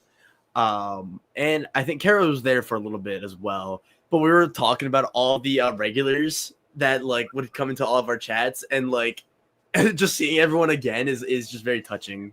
I'm getting roasted in the comments right now. I'm getting obliterated right now. Sorry. I'm sorry. I apologize. Fake fan, man. Listen, Fake we're new era, but hey, here's the thing. Now's the time to catch up on everything, because when season 50 happens, like I said, I'm watching HVHVH. I'm just starting to see Chrissy's game. Haven't seen Chrissy. Haven't seen Mike White or Angelina or Christian play. I know that there's a jacket. I know that there's a glass of wine. That's all I know. Chrissy, I think, also is a very underrated character. Again, we're getting really distracted. Sorry, Joe and Eva and Kyle. But real quick, Chrissy has one of the best character arcs. Yeah. Also, thank you, Zans. We try our best in Survivor Stockwatch. We're like the little brother of Survivor Now. Like, you know, we might not be the greatest podcast, but there's a lot of fun and inside jokes that we do here. Anywho, we're gonna go over to Eva now, runner up, which by the way, just by the way, number 2 for Will West. Ain't that crazy? Got that right. Eva got 2 votes from Star and from Mary. And at first, it's very surprising that Eva got the 2 votes. I do think Eva played a really, really cool game. I think, yes, she was a little lackluster socially outside of her main alliance. And granted, there's a few things that Eva could have done better and a few relationships that were mismanaged. But I do think she had a really, really good final tribal council. I don't think she was ever beating Kyle, by the way. I think Kyle understood his game really, really well. But I think Eva went from like being a really big underdog and fan favorite. And then once the alliance was steamrolling, people were starting to turn on Eva. I think she ended strong, and I liked Eva. I like a character. I like a player who will play the game with full emotions. I really, really liked the scenes before fire making where she was like sobbing and Joe was there. And even though the fire making challenge was a little anticlimactic and it wasn't the greatest match ever, I think leading up to it, it was really, really tight and really close, and only gets beaten by like Winners at War. And I see that too. I think Eva and Mary, like, we kind of even saw a little bit of it during Mary's boot episode. Ooh, I don't feel like we really saw a lot of that Eva Mary connection in like a positive light. I thought it was more negative. No, I thought we worked together, you know. It was the scene when like Mary was trying to talk to Joe and Joe was like giving her political answers, and then she talks to Eva and she left feeling pretty good. Daryl, where is Daryl? Daryl has not been here all chat. He hasn't been here. Yeah, tisk tisk. Where is Daryl, who is rooting for Eva all season? Yeah, personal favorite. I've never seen a person root for a player as much. Eva was winning. Oh yeah, let's go. Daryl afraid to show his face. God bless Daryl. Love you, Daryl. Yeah, I mean, I would even see that too. I would just think that like if you had a better final tribal council, then you would win. Which it's a flawed point of view. I get it. That's just always been my viewpoint with Survivor. I think for Eva, what I would have liked to see was I wanted to see some influence with the idol. Yeah, I would have loved, and I called this. It was just so obvious. Like Eva, Final Five. You know no one's gonna vote for you. You know everyone knows you have an idol. Tell everyone that you're gonna play it for yourself. Okay, and then when everyone votes Mitch, make a move. vote out Kyle. If she did a move, or vote out Kyle. Make a big move, because if that happened, like I think that could have been enough leverage for her to possibly get some more votes and win the game. Then if they took out Camilla at the end, if they took out Camilla then, and then it was that scenario where Mitch, Joe and Eva make the end, but Eva played that idol there and Camilla went next. Camilla wins this season. 100%. No, sorry, pause. Eva wins the season. Yeah. Eva wins the season over Joe. Yeah, I think in a final tribal council with her, Mitch, and Joe, if she made that move and voted out Kyle right at Final Five, and then takes Camilla out of fire, because we know that Camilla struggled with fire making.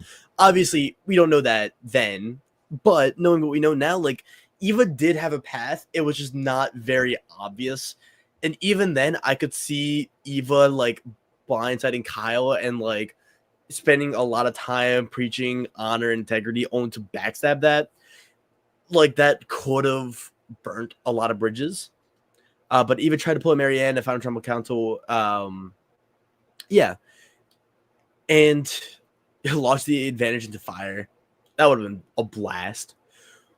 But she had potential, and I could see Eva coming back potentially. I don't know, because a lot of other Survivor 48 people are coming back. Like there's 3 people on 50, and I could see Shaheen and I could see Thomas potentially coming back, depending on the kind of season that it's honestly, I don't know. It's going to be really tough to bring somebody back from a season when you already have 3 returnees to represent that season. That's tough. Has that happened before? Where like a bunch of people have returned from a season, but then they brought somebody else back from that season who they also didn't show for a while. I think that might have happened like once in like a blood versus water type of thing. But yeah, like, I mean, there's Jervis. Yeah, but who else returned? I guess, but yeah, the winner, I guess, Kelly. No, Scoopin was Australia. Well, yeah, I'm saying like a lot of Survivor Australia people. Tina, yeah, you're right. Yep. Well, yeah, they brought back Amber, Tina, Colby, Jerry, Amber.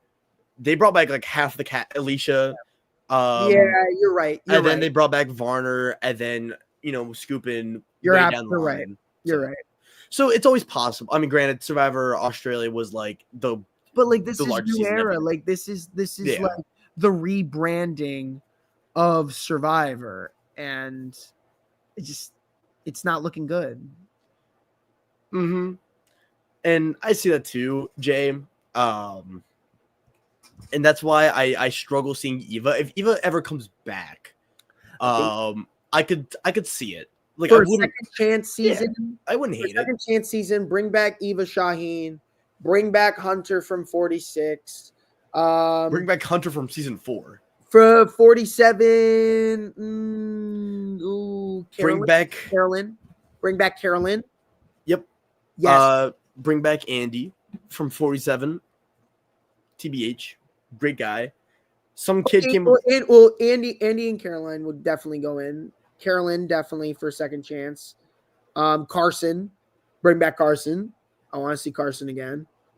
Mm-hmm. Bring back Tevin. For 45, I need to see Austin, baby. Bring Austin back. Austin Drew. Like, Or Mama J. Bring back Mama J too. Andy Sam Rome, Teeny, Too many Xander. people from 47 to bring back. 47, I'd like to see Caroline, Teeny, Andy. I would love to see Teeny because again, I love character arcs. Bring back Teeny and Sam. Why not? I think Teeny was a very complex character, and I liked her narrative throughout the season. I was rooting for Teeny for a while. I love Teeny. I thought Teeny was going to pull it out and win it. I really did. And then like Survivor 50, bring back Jake. Oh yes, bring back on yes. And then there's so Caleb. Bring back Bruce again. Yeah. That would be kind of wild. Hey, blood versus water, just parents versus their kids. Can we bring that back? Blood versus water, just the kids? No, it's parents versus kids. When are we seeing Robin Amber's kids play Survivor? That's what I'm saying. Like when is that gonna happen? And Jake was still one of the everyone's just saying like the people they want to bring back. Twin blood versus water, please. Do you know Survivor doesn't trust the audience though? It's like the same thing with One World where like they got rid of the twist after the tribe swap because they thought that like the audience would be too dumb to know who's on what tribe. Yeah. Which I think is screwed up, by the way. And bring back Nina. Anywho. I think that's enough for Eva. We have one more person that is the winner of Survivor 48. Josh, you called it. We have Kyle Frazier. Shout out. Played one of the most cool, calm, collected games, I think, personally. I thought he was a really, really good strategist, and he's proof that less is more in Survivor. You don't need to play a flashy game. You don't need to, make the craziest moves. You just have to make the right moves. And Kyle did that. And as much as we wanted Kyle to like make that move on Shaheen early on, or how much we wanted him to break up Joe and Eva, it worked out. And he played optimally. And I really like that. And I'm excited to see Kyle on a season where I feel like Survivor 50 is going to be a lot more chaotic. I think it's going to be cutthroat. I think it's going to have a lot of parallels to Cambodia. Ooh, okay. Also, please never bring back Jared ever again. Please. Oh. I'd rather Izzy Fields come back with Sari Fields if we're bringing back survivors with their kids. Did Jared play Survivor? Is that? No, Jared played Big Brother. Yeah, that's what I thought. Fun fact, I met Jared working out in my local gym. Really? From Norwalk. Ooh. Is he nice? Yeah, no, it was really chill. I was working out one time and I just saw him and I was like, wait, hi, are you Jared? Like from Big Brother? I love Survivor, by the way. Hi. Like Survivor Game Changers fame, Jared? Like, no, he's really sweet. He's a great guy. Oh yeah. Anywho, Kyle. Josh, do you want to celebrate real quick? Because you got it right. We've explained how great of a game Kyle really played, playing under the radar. And I think, if there was one way to describe Kyle's game, it's right timing. Kyle knew the right time to make moves, and he saw the game better than the viewers did. We wanted Kyle to make moves. We wanted to see some flashy plays, but Kyle didn't need to make that in order to win this game. He just needed to stay put, He waited for the right time, and he said, you know what? Maybe I don't need to take out the biggest threat. Maybe all I need to do is sit right next to them, and that's all I got to do. And he thought it out perfectly. There are people who understand the game of Survivor, and there are people who don't. Kyle and Camilla were two people who really understood how to play this game. And I think I think we have a deserving winner. Same thing with Rachel. Rachel was a player Rachel and Genevieve were two players who really understood the game of Survivor. Maybe not so much Genevieve, because I think now she understands the game. I think Genevieve in the second chance season, Genevieve's going to play like a Kim Sprawling type of game. That's my archetype for Genevieve. I've said that for 47, but I think Genevieve's going to start saying, you know what, maybe I need to play a little bit more of an emotional game. Let's lock in. Like, yeah, I think honestly Genevieve played similar to Kim Spradlin in Winners at War. I'm not going to spoil it, but no. But like Genevieve has that personality archetype of Kim. Like, no, 100. I agree. Genevieve, I was like, this is Kim 2.0. This is literally a second Kim. 100%. I do want to get this comment from Jay because I think it's a good discussion. Kyle's win is better than D's, given that D was in a fair amount of danger throughout and was clocked as a threat, while Kyle was never really in danger. I don't think so. I think because D was in trouble early on and was pegged as a threat and still had a dominant win, proves that D is the best new era winner and best new era player 100%. I actually would have Kyle either number 3 or number 4. Personally, I'm leading to number 4 best new era winner. I have him below D, Jam Jam, and Rachel in that order. I think Rachel had a slightly stronger cast that she had to navigate through. She had to win challenges and had a lot more adversity throughout. I think Kyle was able to get. I think Kyle, I don't want to say he got lucky with this cast because I don't want to discredit his win because he really did a lot of legwork into bonding with Joe. But I think he was put on a cast in a tribe where it really valued, sticking together and loyalty. And I think it's easier to kind of hide with that, kind of like Sophie Clark did in South Pacific. Again, this season was pretty much the second coming of South Pacific. Kenzie's third after Kyle and D. I have Kenzie at number 5. I'm sorry, Isabel. I love Kenzie as a winner. I do, and I'm glad that I was able to clock that. But listen, Jay. Listen. I don't want to hear it. Yeah. We can do like a deep dive of like how we rank the new era winners later down the line. Oh yeah, I would be interested in that. My hot take is that 41 through 43 have a bad taste in my mouth. All right, Randy. Well, for me, I'm a big fan of 44 and above. Like, I'm like a huge fan of everything that's happened in 44 and above. So I might have to rewatch 41 through 43 if we're gonna do a ranking like that to give a fair assessment. Because I only gave those one-time watches. Like, I really didn't. Hot take. I wasn't a big fan of Erica, Marianne, and Gabler winning. I get that. Hot take. I mean, like that's a fair take. I mean, Erica got shafted in the edit. Gabler, there's a lot of bitterness because everyone, I think, wanted Jesse to win, and Marianne. Omer was like, I feel like Marianne has such a weird edit. I have an old essay on how Kenzie is. I think Kenzie's a great winner too. I just think the competition's there. But one more question before we start to really talk about Survivor 50 by Randy Dust. If D or Kyle wins Survivor 50, does that make him the greatest of all time? No.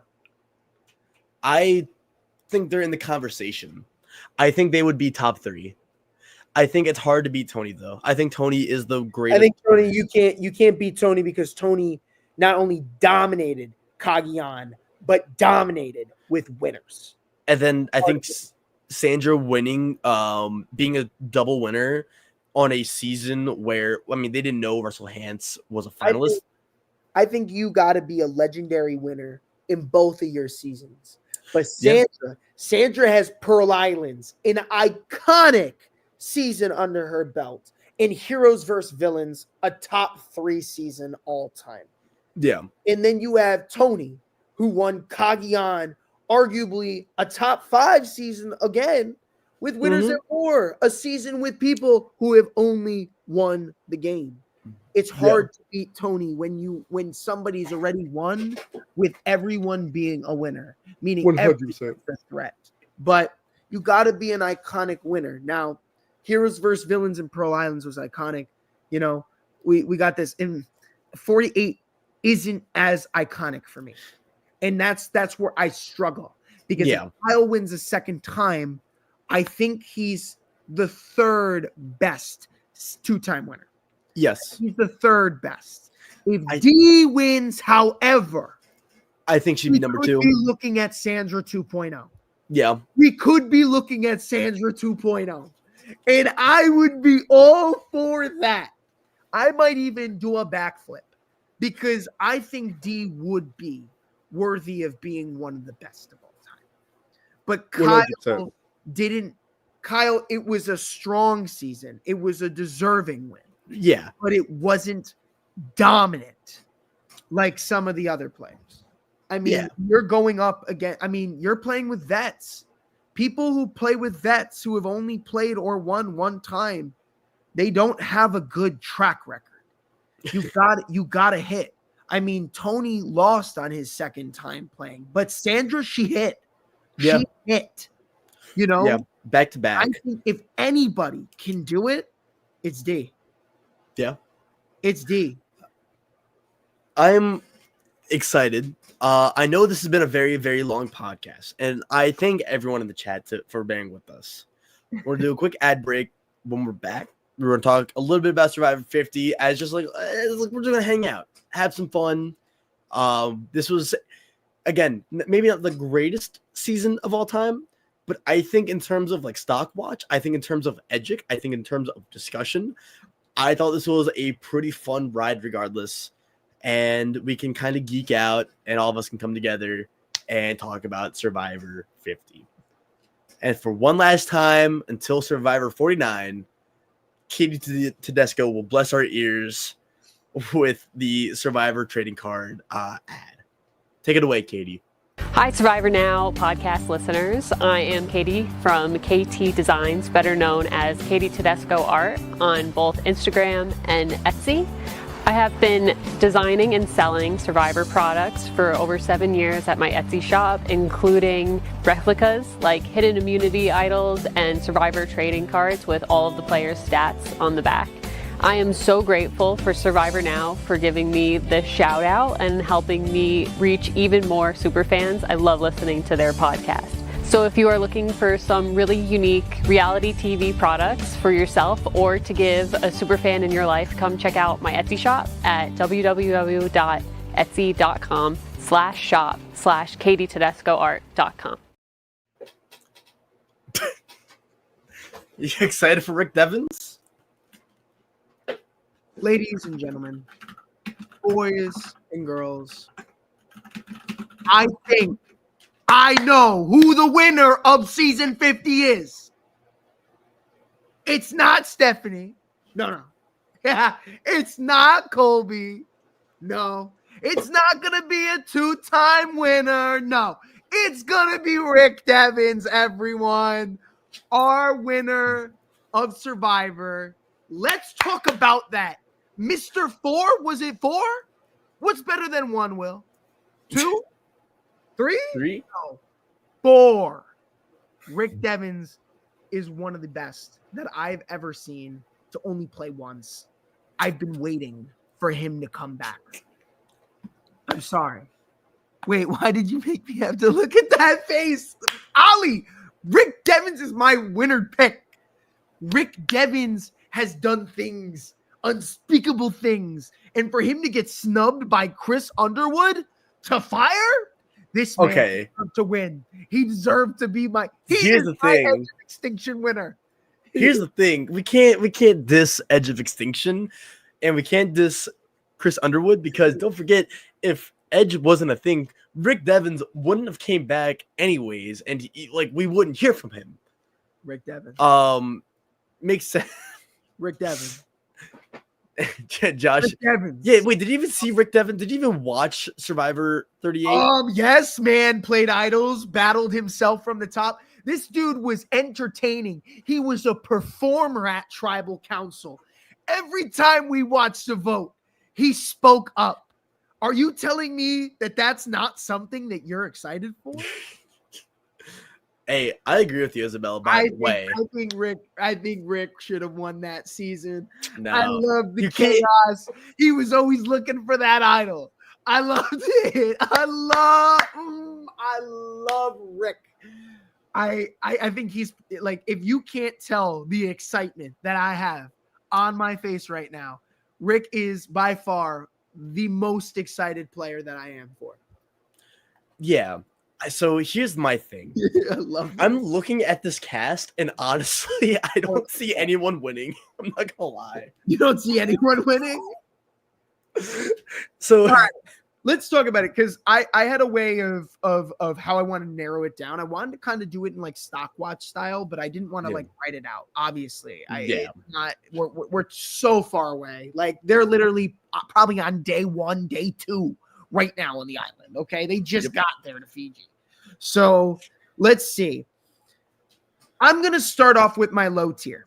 These are people that I think are probably going to be our pre-merge. The people that are going to go home first.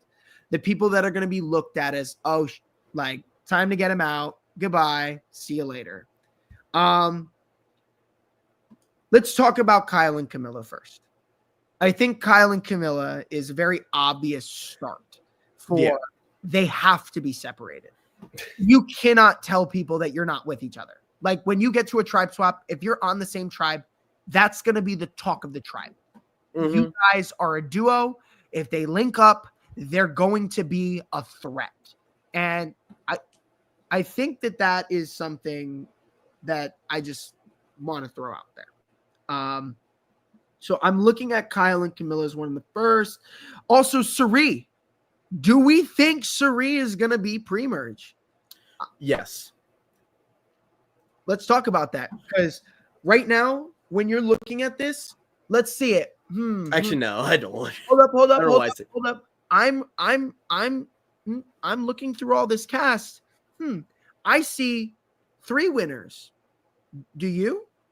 Because I don't see 2 winners. I see 3. Let's not forget that Suri won Traders, everyone. People know that. Stephanie also played Traders. That's going to come into play. I know I just have this feeling cross gaming is going to be a thing, especially when you're playing for $1 million. People are going to say, Suri just won Traders like a few years ago. She just was on Big Brother with her son. She had an advantage. She's going to play Survivor for a 6th time. She just got off of Australia versus the world. And I like it, but for me, I love Suri. The only thing that Suri's really bringing for me for this is she's a hometown hero, representing Connecticut. I love that for the community, especially for her being a local hero for a year. But I love Suri so much. She's had an opportunity at every single game. And I think with the podcast here on Survivor Now that was on Wednesday during the cast reveal, this is going to be Suri's final game. Yeah. I think this is it. Suri, you got one shot. And I think they're not going to let Suri go that far. On a 24-player cast, Suri, that's a long way to go. You're looking at least 2 to 3 tribe swaps here. I think within the mix, Suri needs to have someone she has a prior connection with. She needs to link up with an Aussie. She needs to link up with someone old school. Suri's pitch to go in and say, hey, listen, us OG players need to stick together and look out for each other, because the new era is a very different game than what we're used to. And 100%. I think Suri's pitch, if she goes in, needs to be, hey, listen, I've played a few games. I've played Traders. I've played Big Brother. I know what a new era strategist is like, and I've played a game with them before. I know what it's like to play this game and what you need to be capable of doing in order to last long enough. Maybe she could get somebody who would honestly want to play with her. Suri's very good at getting people to align with her. That is her strong suit. So I think that's entirely a possibility. But if we're talking about Ozzy Isabel, right? Ozzy needs to figure out a better social game. I don't think Ozzy has a good social game from what we've seen. Ozzy wants to play cocky Ozzy. Cocky Ozzy doesn't work. Ozzy needs to be Cook Islands Ozzy. Ozzy needs to say, listen, I'm going to do what's best for the tribe. If Ozzy can be a team player, I think Ozzy can be a really good player here to go far. I don't know though. We saw Ozzy come back in Game Changers. Yes. And Ozzy did not Ozzy change at all. He didn't change at all. That's the problem. Yeah. That's why I was really shocked that Ozzy came back, because Survivor, how are you going to be sure that we're not going to see same Ozzy? I don't want to see same Ozzy. I've seen it. Are you going to assure to the viewers that Ozzy is playing a different game here? Because if Ozzy goes out there and plays the same game, you just wasted a spot. If Ozzy's going out pre-merge, I would have rather seen somebody who would have had a chance to survive longer. Jonathan Penner. Literally, Penner. Rob C. At least if Penner was a pre-merge, he would have caused chaos. He would have been entertaining. I don't think Ozzy's going to be entertaining. But what I would like to see, the connection with South Pacific, Coach, and Ozzy here. The greatest now, season. will they work together? Are they going to start out on a tribe together? That would be interesting. They could say, listen, we didn't work together. What if we actually did?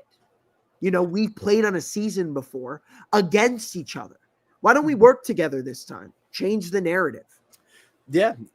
But the thing is too, Ozzy has said in South Pacific and Game Changers, he's like, I need to change my game. I need to be more social. I need to do this, that, the other thing. South Pacific, Ozzy, first half of the pre-merge, he's like, I got to be social. I got to work with Shemhar. And then she immediately gets voted out. And then he's like, I got to work with Elise. And then everyone's like, Ozzy's trying to play a social game. We need to vote them out. And also, that is tragic, by the way. Still inexcusable why Greg Buis and Drop C was cut. But, that's neither here nor there. I would have loved to see Amanda Kimmel. Or Amanda Kimmel. Amanda Kimmel. Or Sean Edwards. Can we bring back Sean? I remember Sean. That was Marquesas, right? No, Sean, 45. Oh, yeah. Oh no, who is the player who was aligned with Boston Rob and Marquesas? You're thinking of Sean Rector. Yeah, Sean. Who also would have been amazing. I thought that would have been like a cool OD. No, I know. Represent Marquesas too, or bring back Visepia. Where is Visepia?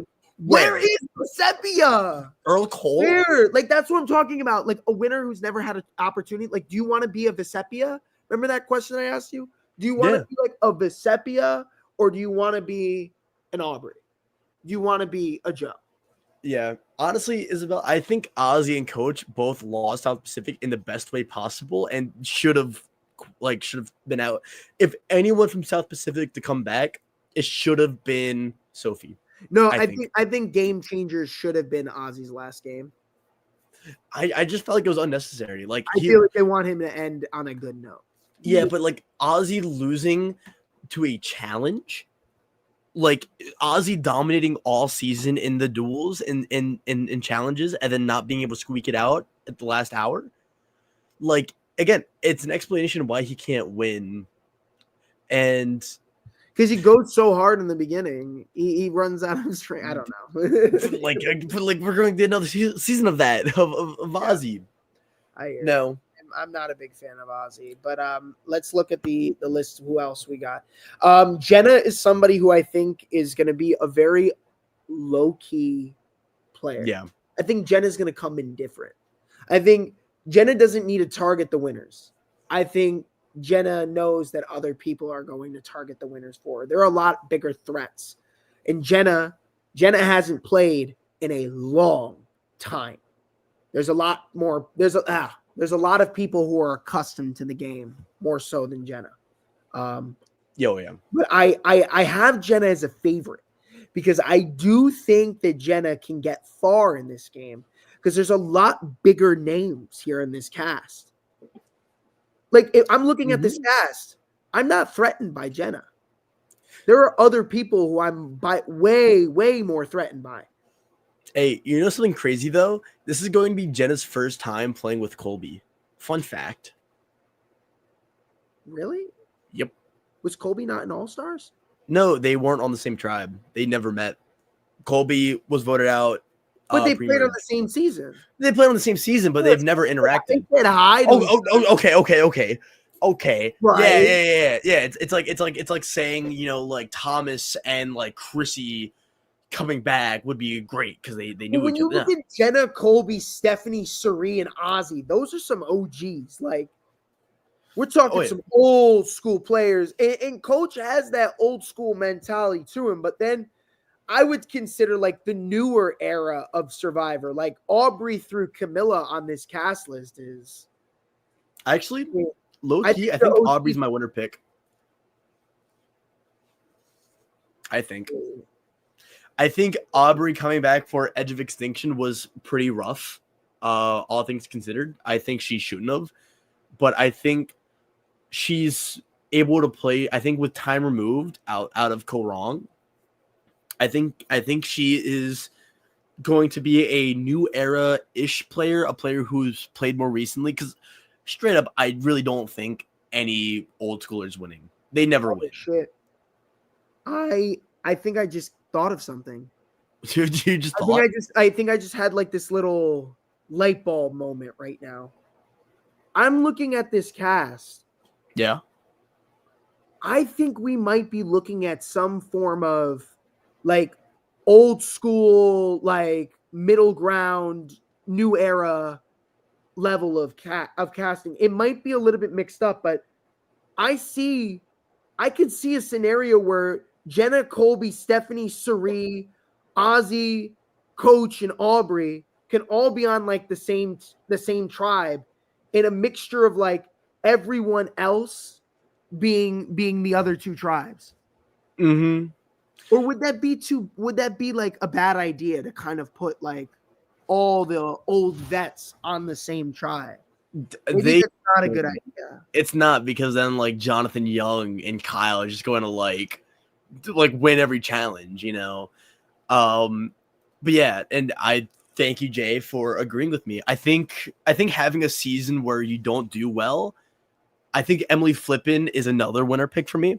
Straight up. Emily is such a I love Emily. I think Emily deserves a second shot, but Emily with the second game, I want to see Emily not come in so hot. And I don't think she would. I think Emily can play a strategic under the radar game where people still want to work and trust her. She's likable. I think Survivor showed Emily that she is likable and that people want to play with Emily. And I think that Emily can use that to her advantage for the second game. I think Emily can become a really big threat. I think season 50 is going to be Emily's season. I want to see. The problem is, no one's going to root for new era people except for like their favorites from the seasons, because it's like obviously it's like when you see Colby Donaldson coming back and it's potentially going to be his last time ever on Survivor, I feel the need to just want to root for the old school people, especially after what happened with Winners at War. I won't spoil it, but I want to point out this coming from Jay because I want to bring up just my undying love for Dark Age Survivor. The fact that no one between Samoa and Worlds Apart, or no players that debuted in those seasons came back, is genuinely sickening, because it's like Abby Marie is there. There's I think Kenny would have been a really cool returnee from Gabon. I think Marty potentially coming back. I don't know how old he is. Marty! Chaos! Ooh, I miss Marty. Marty, that fake poker lie. The fucking the most pointless lie in all Survivor. Nasty. That was out of left field. I like that. I love a good chaos player. Old school chaos, I'll take that any day. Fabio and Shepard. Bring back Fabio. Bring back Shepard. I'm surprised. Like Philip was like. I want to see what's next. What's his next? Okay, ready? Chat.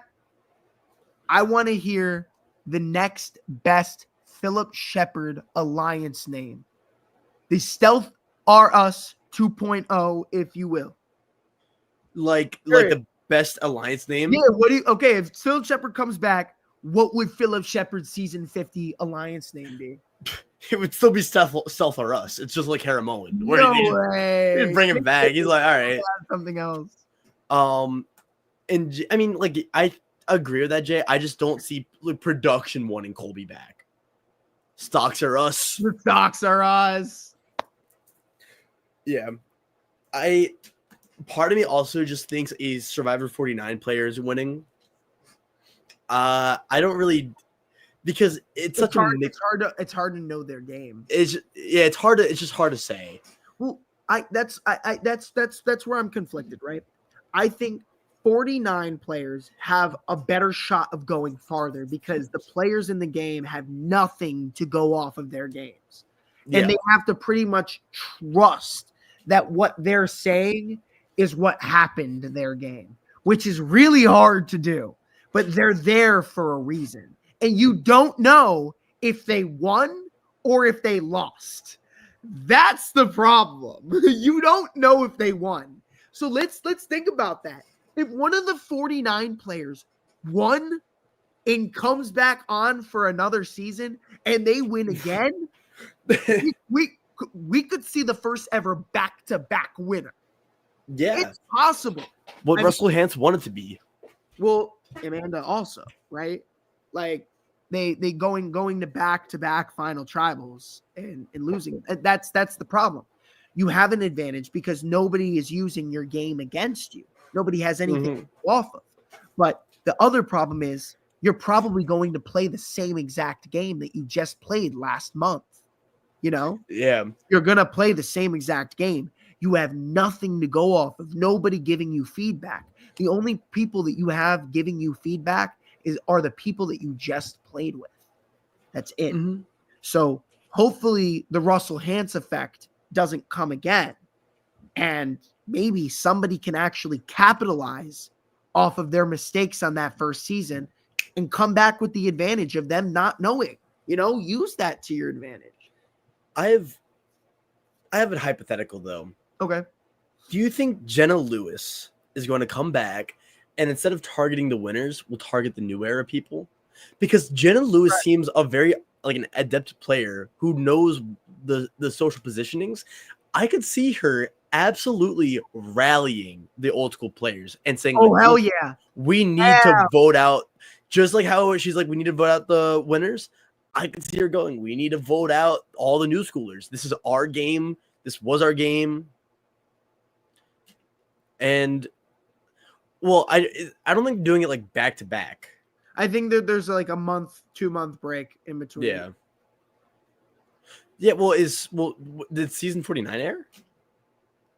No, season 49 didn't air. No, not air, but did it happen? I thought it was in March. I thought they filmed in March. Oh, 49 aired April 20th to May 15th, and then okay. Oh, that's when they filmed? Yeah. And then now it's filmed from June 5th to June 30th. June 5th to June 30th. What do you mean? Oh, 50? Yeah, 50s. That's when it's getting filmed. They haven't started yet. No, not yet. Why are they in Fiji? What are they doing? Probably like medical pregame evaluations. Yeah, probably.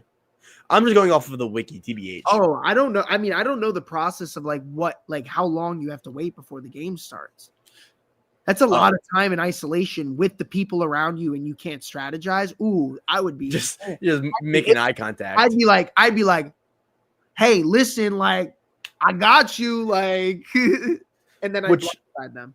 Would be crazy if like someone got pulled from the game or removed or had to like step off at this point. I don't think so. I think they announced it for a reason. Like, yeah, they're in lockdown right now. Everybody's locked in. And one question from Zans as well. Any big twists for 50 cameos or surprise appearances? I don't know about the surprise appearances. Big twist, yes. But big twist, I honestly, if they want to be crazy, bring back the one world twist for 50.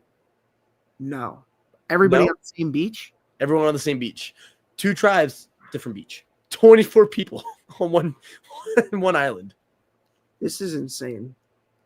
24 people is a lot. That's a tough game. That's a tough game.